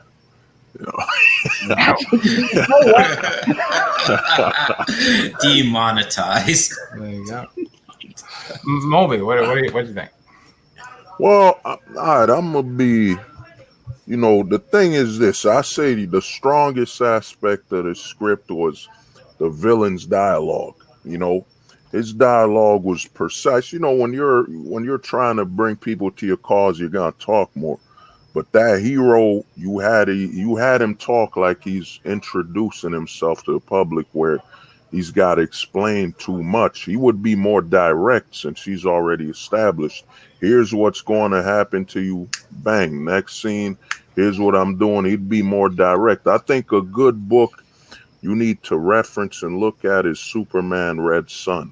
And I would say, look up some history from Stalin and so on, Poland, because that one gets undermined a lot. But to me, I just think you got to take more time to write down the hero, the virtue character. I just think you got to work on his dialogue, and then you got to just work a little more on the description. But overall, to me, I get a feel of 1950, 60-ish Superman, you know what I'm saying? But in the Silver Age. Oh yeah, there it is. Silver Age Superman. Yeah, I got that feeling too. Yeah. You know, facing communists. To me, it's got potential, but I would say you got to set up to write 24 pages of it to finish, and then I would just say you got to clean up. You got to clean up the main virtue guy's dialogue. You know, because his it just feels extended, but other than that, the main villain is strong, and usually that could lead to a lot of forgiveness on the book because the villain's dialogue. And the main villain is mass communist. Yeah, he's kind of a throwaway villain. Yeah, because I had a feeling we weren't going to see him again. You know, for the story, man. You know, he had strong to me, he had a V for I feel vendetta. like the only function of mass communist was just to do some mustache twirling and be defeated, so that to show how awesome our hero is. Well, also the intention of mass communist was also meant as kind of a little, like a hint at, the potential like future threats, if for like, the continuation of the story. Like, yeah, that's as well. Yeah, he could have partners that come back, whatever. But I thought he was a good satirized. I think I think what may be suggesting, and perhaps not incorrectly, is that that villain may resonate and go over better than you think, and you may not make him maybe want to make him so throwaway. Okay, so basically, like, I kind of give him the Joker treatment, where like Joker was like a throwaway villain, then people liked him so much that they brought him back. Yeah, and look where we are today, right? Yeah. I mean, you could totally do that in a third or fourth issue. Like, he could get released from prison and be like, "I'll have my revenge." You could totally do whatever you want, based on how audience reacts to different characters. Interesting enough, the interesting enough was that, I just, that's just kind of funny because, like, I just think of it as the right villain, but if, if there's more to work with them, that, I could, do that and stuff. Well, I would say you had him locked up. You got to look at the first issue as potentially the last issue. You don't want to rebuild another villain. And because it's satire of like a Silver Age Superman and so on, I would say if you're doing this as a 24-page book, boom, they locked up the mass villain. He comes back, and that's how, whatever he does, you end it in issue 1.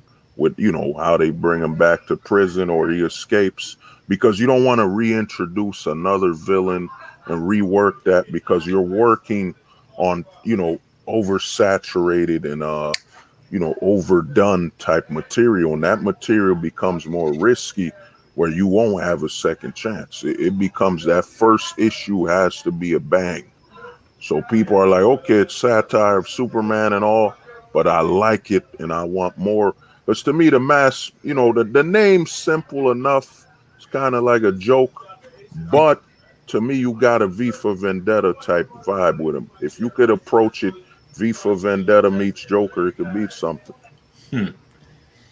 Yeah, because I guess when I was brainstorming the idea of the story is that like kind of like the real villains are like actual Soviets who, obviously haven't appeared yet, but yeah, I gotta say, mass communists.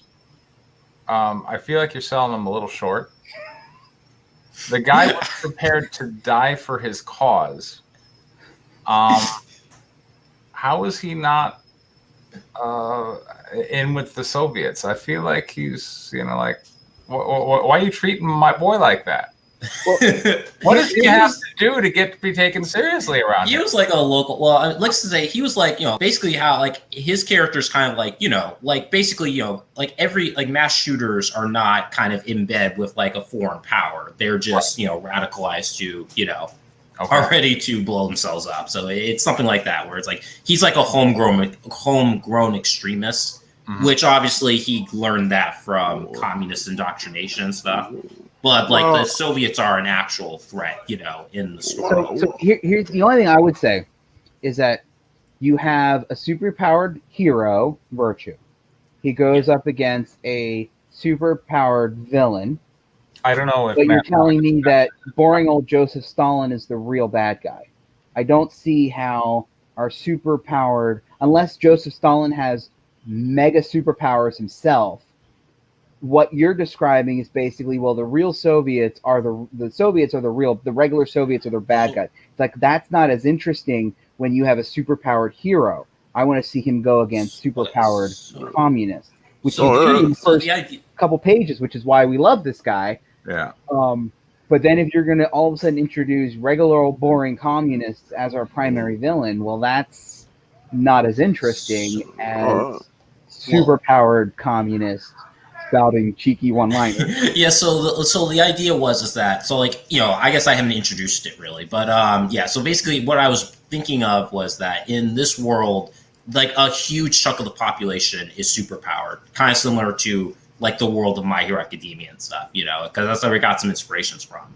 And in this scenario, because it's kind of like an alternate history and stuff, basically from our world, like in this scenario, basically the Soviets essentially, you know, like kind of brainwashed most of their metahumans in their population to basically be perfect soldiers, like to kind of be slaves to the state and stuff. They use very kind of brutal brainwashing methods and stuff. So there are superpowered Soviets. It's just unlike the American metahumans, they're basically, essentially, you know, pawns and stuff, you know.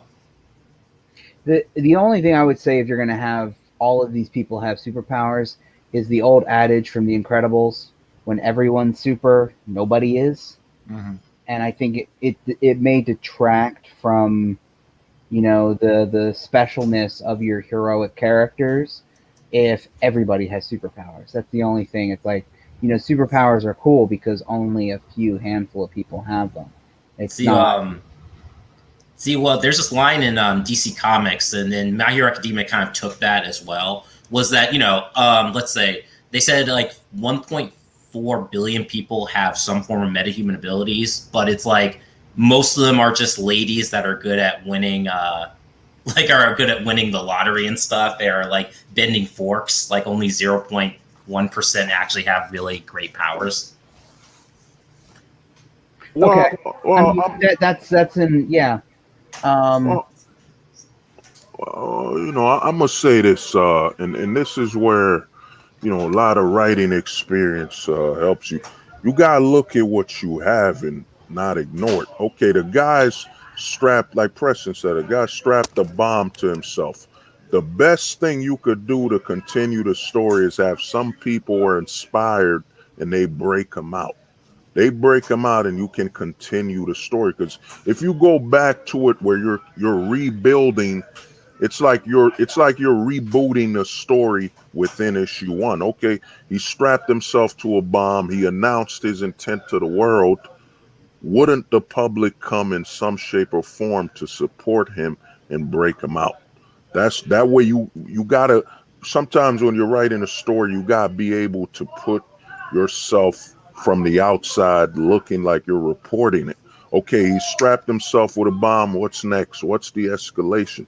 It shouldn't be, let me go back and reboot it. Okay, now I gotta create another villain and another thing and reintroduce the public and hope I keep their attention. You got that masked communist, you continue with them, and you gotta end the story with a conclusion to how the virtue character or the hex girl, whatever, how it ends. I would say with a story like this, if you introduce a new villain or something like that, or you spend build up, and you got to be aware this is a whole new book, you got to keep the public's attention or you gonna risk losing it. You got to write this one like it's the last one, you know. When you were planning issues, William, did you think that each issue would be a self-contained story, beginning, middle, end, and then next issue would be a new villain of the week, beginning, middle, and end? Or were you thinking of a continuing story that would cross several issues?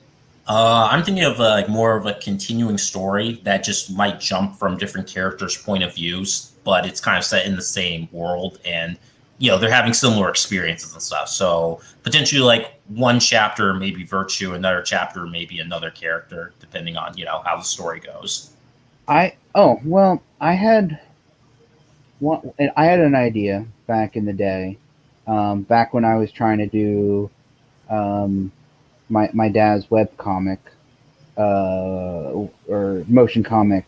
It was based on 5 30-minute scripts, which I wrote in screenplay format, and it was based on the film adaptation of Sin City. So you know how the film is based on several different stories that were kind of cut together, and I kind of did something similar where I wrote basically a 2.5-hour feature-length screenplay episodically. So the first 30 minutes we focus on one character, and they have their little battle. And then the second 30 minutes we focus on a different character, and they do their thing. But throughout the first 4 of these issues, episodes, whatever you want to call them, I was dropping breadcrumbs about this big bad villain who was kind of manipulating things behind the scenes. And then in the 5th final episode, issue, whatever, basically my 4 heroes, which I had introduced, well, actually 3 heroes, and then the 1 was a villain. But anyway, the 4 characters that I had previously introduced and spent an entire episode focusing on them, the 5th one was basically all of these divergent stories coming together into one single thing.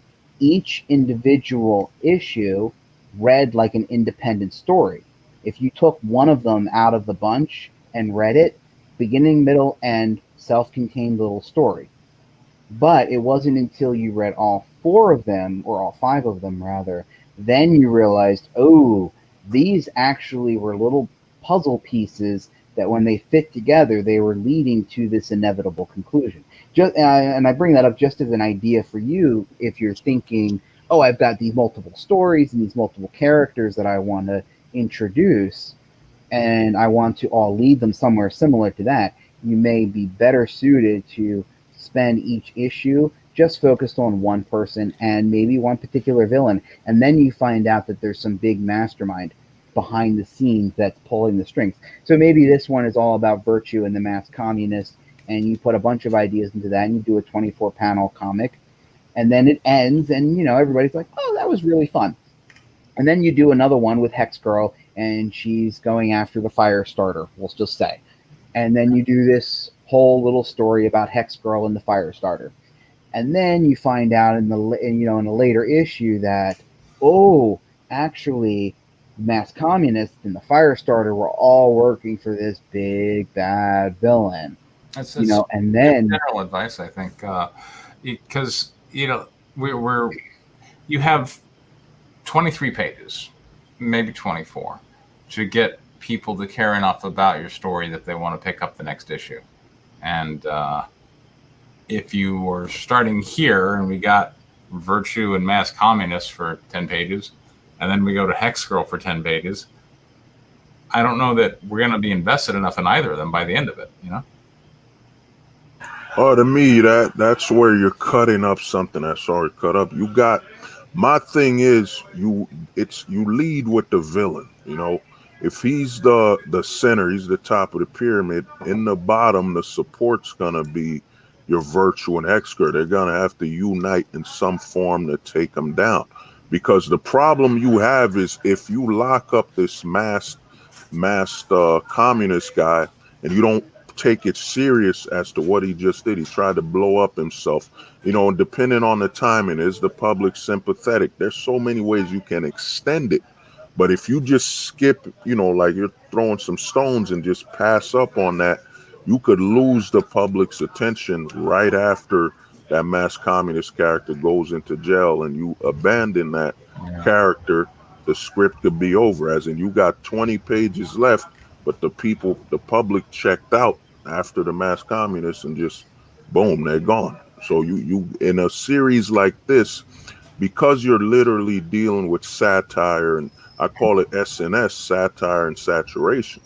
You know what I'm saying? And you have to ensure that this one is a banger, as in it ends strong so it can lead to the next one. And you got to close out with luck. You got the mask, communists. It's a simple enough name, and they'll remember it. And like I said, you reference some V for Vendetta and modify that character to where he's communistic with a little hint of the Joker. Bam, you got a simple yet memorable character. And then because he's a terrorist at the Silver Age, he's upped his game. As in, if terrorism didn't exist like it did back, now back then, whatever he's doing would shock the public, which would create cultists.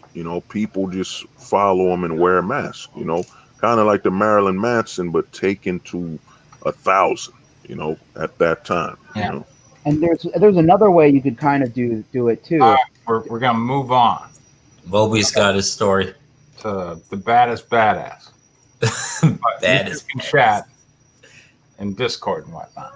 All right, Moby. So sign the parts. What do we got? Well, McNeil could be Preston. The Lyleaf character could be John.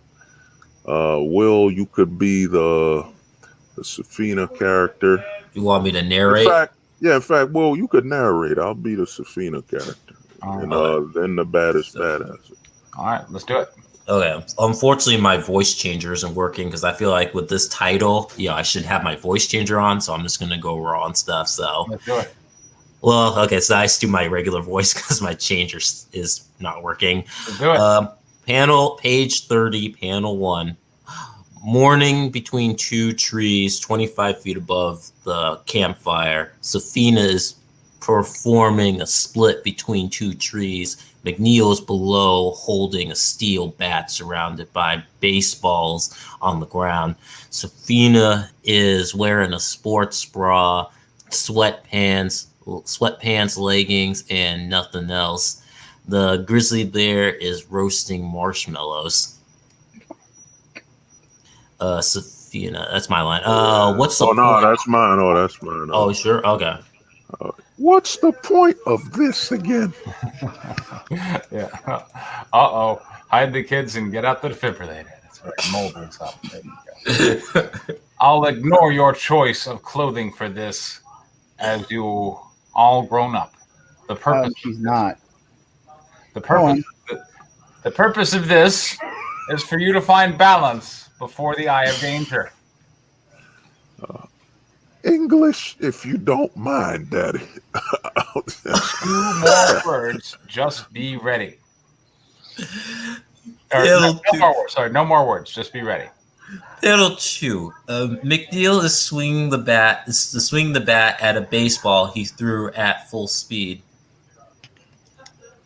Panel 3. I don't understand. All right. He's swinging the bat at full speed, or he threw the baseball at full speed and then he swung the bat. I think he's swinging the bat at full speed. It's just broken up between. My bad on that. Panel 3. Safina is catching the baseball as more baseballs are flying towards her. Right. Can't you at least wait for me to drop the one I caught? This isn't about catching a damn thing, young lady. This is about removing what's coming at you from existing as a threat. Panel 4 through 6. Safina is crushing one baseball, but clapping it between her hands as more fly towards her. Safina is dodging the baseballs flying towards her. Page 31. Oh, you passed it. Sorry. I missed that one. Okay. Panel 1, McNeil's pointing towards Safina with the baseball bat as the grizzly bear is attempting to lift a boulder beneath the ground. Appears your body's reflexes have already come to you. Daddy, I don't even think like I can just be even during those balls flying towards me. I might have read that one. Panel 2. The grizzly bear is tossing the boulder right towards Safina as McNeil walks away. Panel 3. The boulder is dangerously close to hitting Safina. Panel 4 through 5. Safina is leapfrogging over the boulder so her hands are touching the top of the boulder. Panel 5. Safina is sitting on the bench sitting on the stomach of the unconscious grizzly bear who is knocked out on his back, who's knocked on his back on the ground, as McNeil with the bat still in hand is offering her a hand. Page 32, panel 1. Above the sky on the RV roof top on top beside the baddest badass, who is now dressed for combat in her signature uniform, beside the grizzly bear, both saluting to McNeil, who is dressed in his mercenary uniform. They are 90 feet from a giant skyscraper, and they are in the city. And they are in the city midnight, so the full moon can be seen above them. Caption 3 days later. This moment will be like no other. When even compared to the hell we've been through these past few years, because we're going to be facing the cause of our sorrows. A man I once thought of as a brother, Layleaf, who's now the Reaper in the flesh. Panel 2. McNeil is waving goodbye to Safina as the grizzly bear as he jumps off of the roof of the RV. Daddy, don't you fret. Will not miss your signal. I never waved goodbye to Safina without the intention of returning. Damn sure feels like a journey, though so short this fall. Panel 3 and 4. McNeil's landing on his flying motorcycle. McNeil's driving at full speed. You can barely see the RV behind him. Panel 5. McNeil is riding his motorcycle towards the dock above the skyscraper where plenty of armed men in suits are waiting. Sorry. Page 33, panel 1. McNeil is getting checked by the men in the suits with a wand as he passes them his utility belt and guns. Panel 2. The men are escorting McNeil towards the elevator. One armed man behind him with a gun, the other in front of him, the one behind him pointing a gun at him. Panel 3. Front view.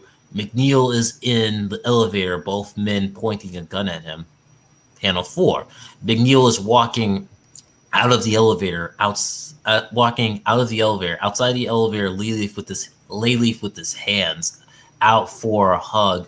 Layleaf is wearing a monk fur coat, nice suit, sandals, long pants, golden and diamond Cuban links chain, 2 gold watches and rings. They're inside a huge dining hall. Women naked everywhere. Some women still in see-through body bags being unzipped by waiters who are also serving food and so on. Ooh, that's interesting. Panel 5. Layleaf is hugging McNeil as some armed men watch. Both Layleaf and McNeil are in tears, smiling. My fucking brother, you made it. And no dad bod, huh? Well, there will never be a day you'd be in better shape than me. Good to know that the asshole in you hasn't died during the family life. Page 34, panel 1. Layleaf has his arms around McNeil's shoulder, who is drinking some wine. See, I brought everyone to see you making your grand return. The whole fucking gang is here. Can't say all the faces are here. Some died and others are well proud of food, but more than enough to see your smuggy face. Panel 2.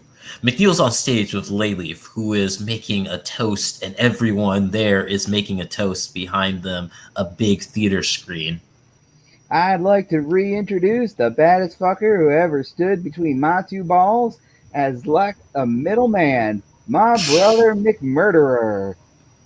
I don't normally showcase shit, but this man standing before me deserves to be credited, because if it wasn't for him, we'd all still be wanted stateside, instead of balls deep in warrants around the fucking solar system. Panel 3. On the screen 9 years ago, McNeil is eating his birthday cake under a tree surrounded by men with guns beside Layleaf. I remember like it was yesterday. McNeil here hung 25 men on the tree during his fucking birthday, and he told me with each life he blew out a candle. Such a sicking fucking line. I still makes me itch from my ass crack to my coke stuffed nose. Panel 4. Unscreened 12 years ago, McNeil is pissing on a burning house below the top of a flying car. Layleaf is driving. Man, he was pissing on the orphanage. We lit a fire for those fucking dead tax-sipping watches. We iced from the east side. Should be leeches, my bad. Yeah, we used to have really fun times, I gotta say. Panel 5. Back to the present. McNeil is grabbing hold of Laylee's shoulder, walking him off stage. I know what you're doing bringing this shit back up, but that me you're so fucking hard on returning is dead. So let's talk serious and fuck off walking down memory lane. You never were good at accepting credit. Such a humble sack of shit, aren't you, brother? Some things never change. Page 35. Panel 1. In a private room, both seated. McNeil is smoking a hookah as Layleaf snorts some coke on the table. Panel 2. Layleaf is pointing at McNeil, tears in his eyes. Both of them are in tears. You left the fuck out of what we had. For what? To settle down and start a natural, outdated family? Like I'm not your fucking family? You are family, but I just couldn't keep on with this shit-festered lifestyle anymore. Filling up the morgue with corpses. Was it to kill you? Was it to kill her you couldn't take killing bitch-built son of a bitch anymore? Panel 3. McNeil standing up, pointing at Layleaf, who is still seated. Killing ain't shit to me. It's as easy as the first step I take in the fucking morning after grabbing my cock. But living every fucking day, bathing in bloodshed just got old. I just felt it. Panel 4. 8 years ago, Layleaf is laughing behind McNeil, who is standing on the edge of a rooftop with two guns aimed at his head, bleeding out of his nose. Caption: years before. The day I was ready to end it, not because I was afraid or missing any fucking thing. I was done. It wasn't some shit-faced joke. Panel 5. Layleaf and McNeil are both laughing, facing one another. You thought, you had me like I don't remember you laughing when I walked away from you that day? Page 36, Panel 1. McNeil is lighting a cigar, facing Layleaf, who is snorting cocaine out of a see-through bag. All jokes aside, when I left that day, I gave you my number, and you never called. I left that life behind, but I never left our brotherhood. I just needed a fresh start, and having a family the old-fashioned way with a real bitch rather than DNA tube was the way. Panel 2. Layleaf is pointing a gun at McNeil, who is smoking, now standing up as two armed men are walking in. No, you broke the rules above the second one. The number one rule, you follow me, and you'll cease being beside me either when I'm a corpse or you're dead with your mouth below my balls. Which one ever comes first?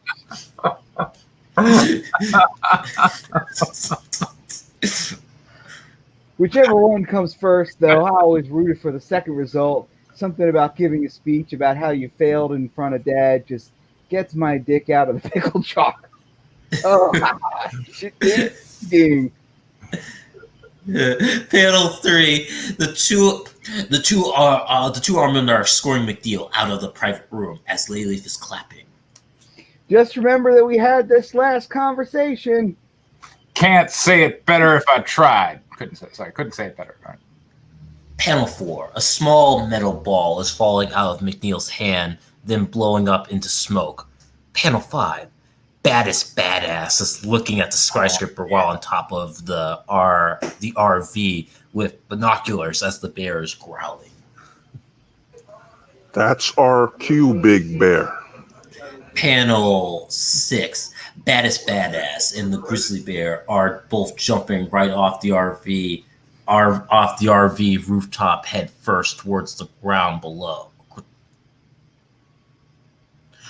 Page 37, panel 1. The RV is shooting right at the men at the skyscraper dock from Gatling guns attached to it. As many of the armed guards are shooting at the RV.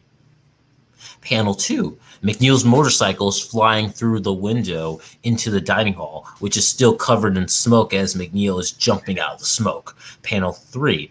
The smoke is cleared, revealing that all the men in the dining hall are armed as McNeil is riding his motorcycle straight towards them. Panel 4. McNeil is crashing his motorcycle right into one of the armed guards towards the wall. Panel 5. McNeil has the armed men he crashed into the wall, pinned and dead, coughing out blood as more armed men are approaching him, led by Layleaf. Sorry, I pre-read this. I would be lying if I said I wasn't happy as a jock showing his cock to a teacher who's about to turn an F into an A with stuffing her with a D. But with numbers being on your side, you're going to die by over 100 shots, brother, without a shot glass being harmed. I told you this long ago. Death operates on my schedule, and I have yet to schedule an interview. Page 38, panel 1. Guns in hand, baddest badass riding a hoverboard and the grizzly bear wearing a full-body armored jetpack suit are breaking right through the dining hall window. Backup has arrived. Time for you to dine on death, baby. The bear growls. Panel 2. Baddest badass is jumping right off the hoverboard as it flies into some armed men. Panel 3. Baddest badass is shooting down some of the armed men riding on top of Big Bear, the grizzly, who is running right towards the armed men. What's an entrance if you don't have style afterwards? Growl. Panel 4. The men are flipping the tables to take cover as Layleaf is laughing. Oh, McNeil, this is how it's going to be? Brother, the hell is now.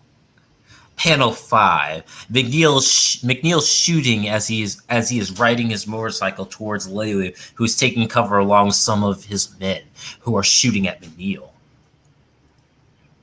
You damn right it's hell, and I'll be burying you before you burn, you son of a bitch. Page 39, panel 1 through 6.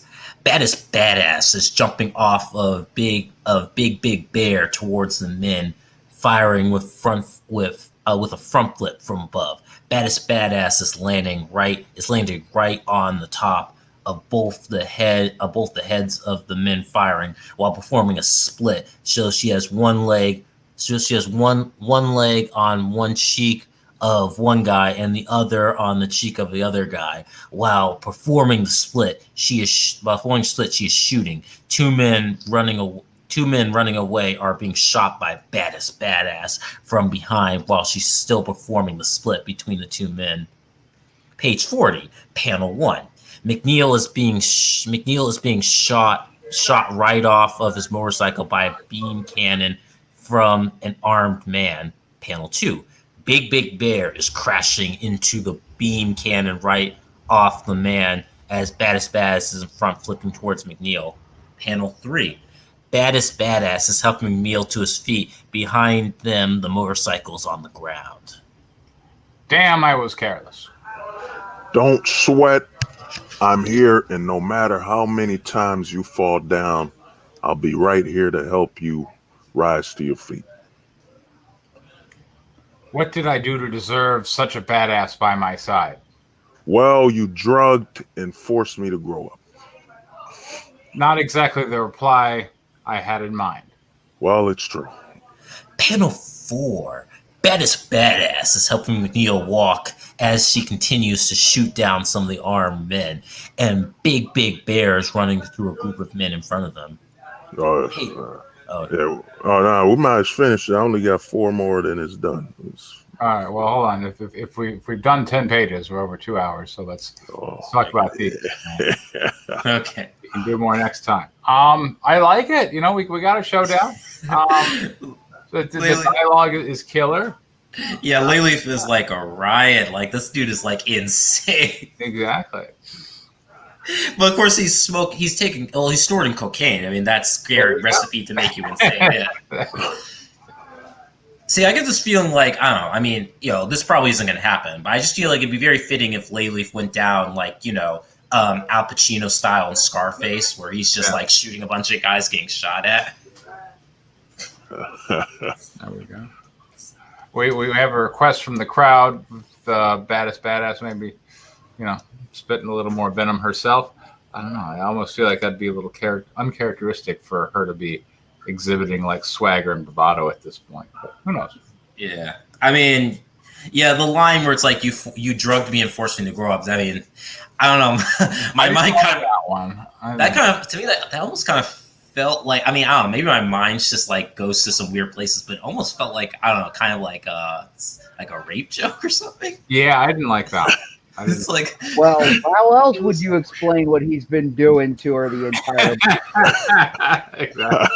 You got another 2 hours for me to explain all the Never mind. So, I do have one question. What exactly is the when it comes to some of the dialogue? There's the note OP. What exactly is that supposed to mean? Off panel. Off panel. Oh, like the dialogue, like the person speaking is off panel. Yeah. Oh, okay. It's like you see the dialogue panel, but you don't see the characters attached to, or the character that's attached to. Oh, okay. Not in the panel. That's kind of what.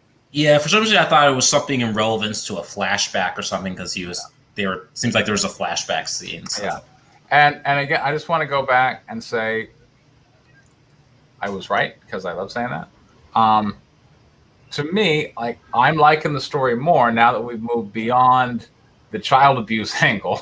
So,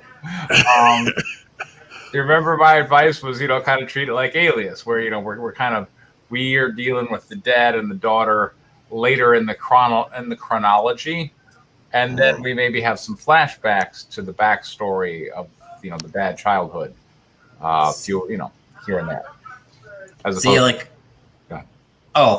say, like, I don't know. For me, it's like, I mean, I don't know, like, I guess I just watched too much.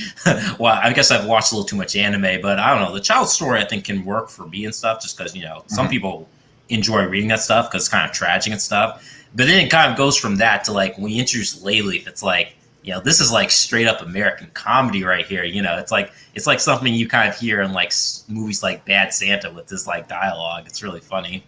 It doesn't fit with the earlier story.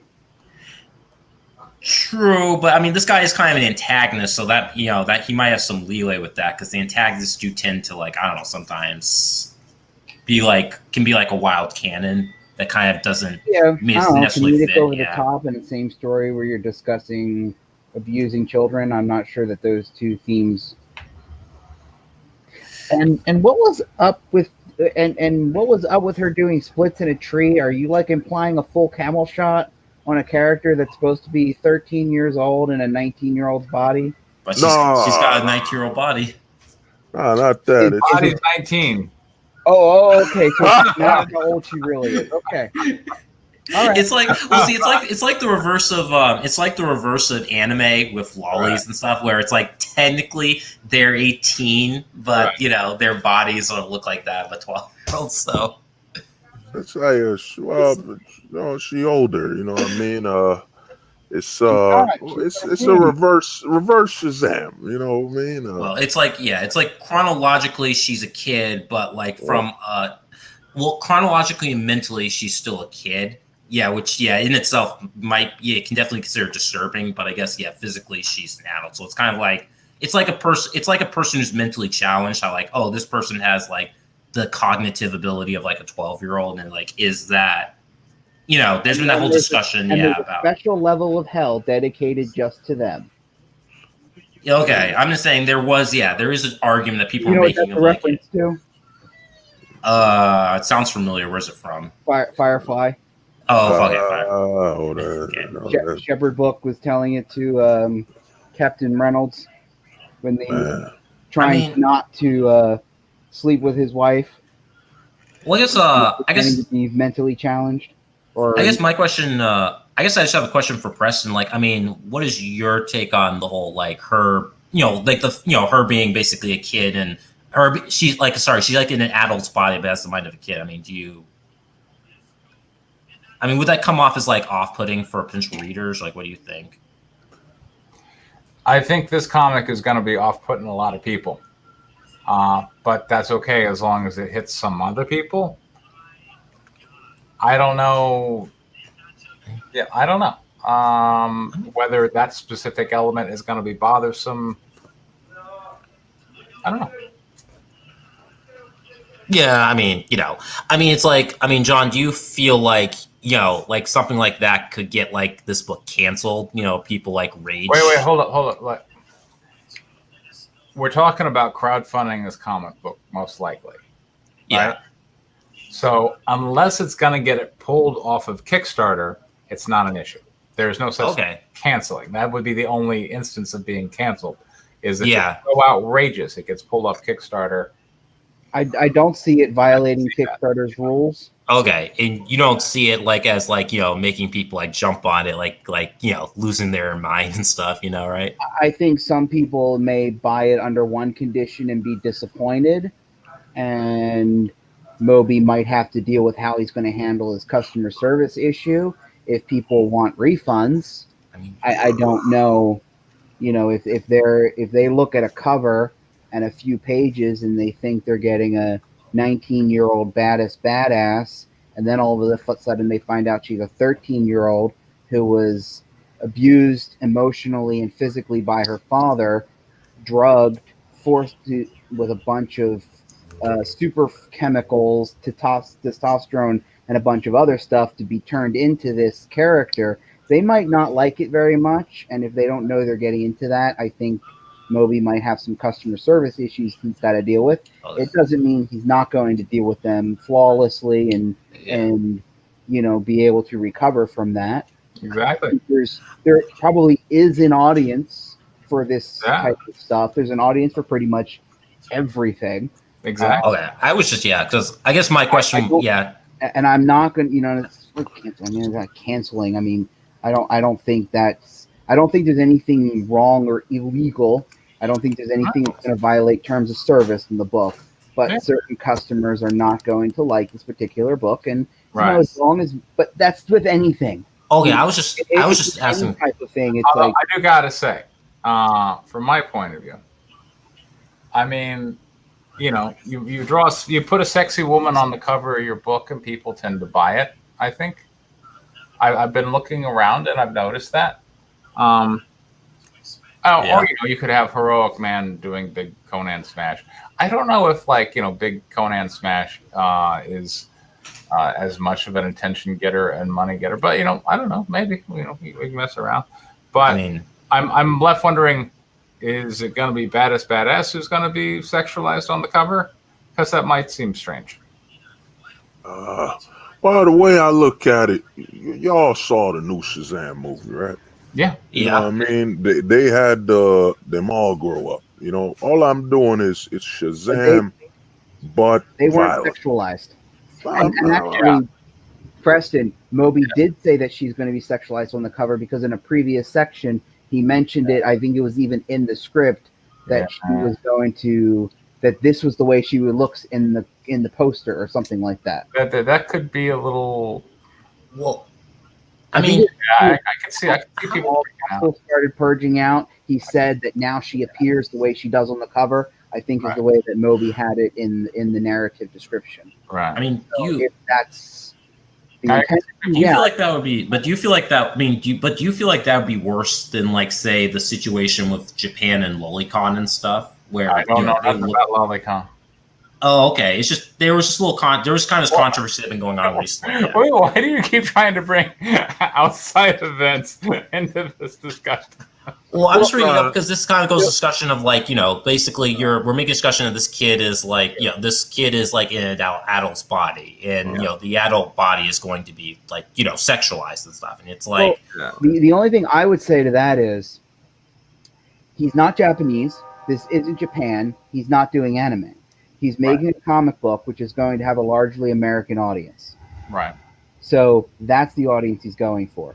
People that watch lolly anime know what they're getting into typically when they get into it. So Americans that watch lolly anime typically are already like, yeah, I'm into this. I'm watching it. I know what I'm getting into. My only issue is that people that buy Moby's book may not know what they're getting themselves into. To answer, go back to my earlier question. They might not know. As long as Moby's willing to deal with that, whatever that is, Yeah. you know. Yeah. So he just needs a trigger warning and stuff. Then. Yeah, exactly. Well, I mean, you know, I'm not going the route of cuties, you know, to bring something. I was avoiding mentioning that. I was gonna avoid. I was gonna say that, but I was like, no, I'm not gonna bring that. yeah, Big Steve. We went over that when her clothes started getting ripped off. Remember? Yeah. We had a whole panel of clothes got ripped off while she's in the vat as tubes. Just remember, guys. If I was putting my money into this, like as a producer, I would want her to be older. Like, just remember, visit me when I'm in Sing Sing wearing an orange pull up shirt. So wait, do we have to check your computer, Moby, or something? Oh, nah. All right, we're at 2 hours and 20 minutes. I think we've been given a good back and forth. I like the pages. I like Lileaf. I think he's a really good villain. He's a very good comedic villain for a straight up comedy. Yeah. And you want an action comedy? He is a perfect villain for a comedy. Because as evil and as despicable as he is, he never brings the tone down. No. He keeps the tone just up there, dialed up to 1,000 every time he's on screen, every time he opens his mouth. So for a comedic villain, you have absolutely nailed it with him. Thank you, John. Yeah. So I'm looking forward to it. All right. Well, let's see what we got next week. I've been intending to write some pages for Guinevere 5, but I'm really pivoting hard into this role-playing direction. I ran a game for Doug TeNapel and his son on Sunday, and that was a lot of fun. I'm going to be, chopping out the cool bits of that one. Ed is his son's name.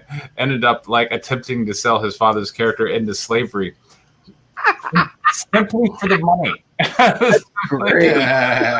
I'm like, that's gonna be funny. All the fun things you can do in role-playing games. Exactly. It was D&D, right? This was D&D. Well, I mean, I wasn't using the D&D rule system, but it was a D&D setting.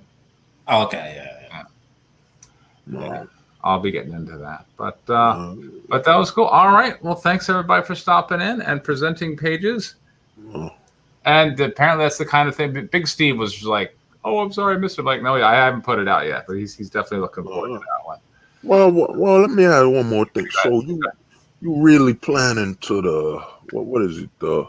Like a board game? You know what I'm saying? You're considering a next project to be out of the comic range, more into I don't know. I mean, it depends on if I can find a good writer. Because role playing games, they need big books. You need a 60-page rule book or whatever. But also, what if I was going to say, well, I feel like, when it comes to a role-playing game, whenever I thought about doing one, it was I had to think of the system and stuff. And when I get to that, it's wow, that's a lot of stuff to research. Well, I mean, I could just use an open source system like D20, Yeah. But I'm saying more like a card game, you know what I mean? Magic the Gathering-ish. I mean, Yu-Gi-Oh! A CCG, I'm not thinking of that right now. It can be done. Well, sure. I mean, just to me, putting out a game is simple because, again, I'm still going to crowdfunding. I'm still going to the same place. I'm still going to Kickstarter. I'm still talking to some of the same people. When it comes to a CCG, I mean, you can kind of market those, but really, ideally, you want to try and get the card stores involved in that. Back at the anyway, I don't know. I'm not thinking of a trading card game right now. Well, I say with something like that, you could host tournaments. You know, you can expand. Because to me, I could show y'all something. I had to put it down a few years, but basically 2 years ago, I was working on a card game, and this is like the layout for the board. But once I get things prepared, I'll talk to you. But I think, because here's what I'm trying to say is, and here's the funny thing about how, like minds think alike in the past collides with the present is that what I was trying to do is, what if you did a card game where characters, let's say you got Guinevere, John Del Rose got Flying Sparks, where you could bring characters from alternative universes into one card game, and you're taking images from the comics, you're recycling a lot, and you make a new CG card game where it could be anybody, any universe. That's an idea. You know what I mean? Let me get a little further down the road and let's talk. All right. All right, everybody. Well, Big Steve, I hope you get to feel better. Sorry to hear you had another accident over there. But yeah, we are here so that you get to watch us go through the whole process. And that sounds chunky. Okay, well, that's better than it sounding clunky. But yeah, we will check in next week. Hopefully we'll have more pages, and be on the lookout on this channel for me starting to drop, so some of the choice sessions out of the Doug and Abel role-playing game, because there were some funny moments there. I think you guys will like it. So I'm going to put that out here on the YouTube channel. Should be good for the viewers, because one of the things I noticed in watching all these role-playing videos is it's getting a lot of views. So that's good. People like expand the audience, bring in new people, exactly, and then sell. Exactly. That's the one. I think people just like to see something they could be involved in. Yeah, definitely. All right. I will see everybody next week. Thanks so much for stopping in this night. Press and Bolter, Pocket X Comics. Thank you very much for your time. Take care. Oh yeah, like a good neighbor, State Farm is there. Good night.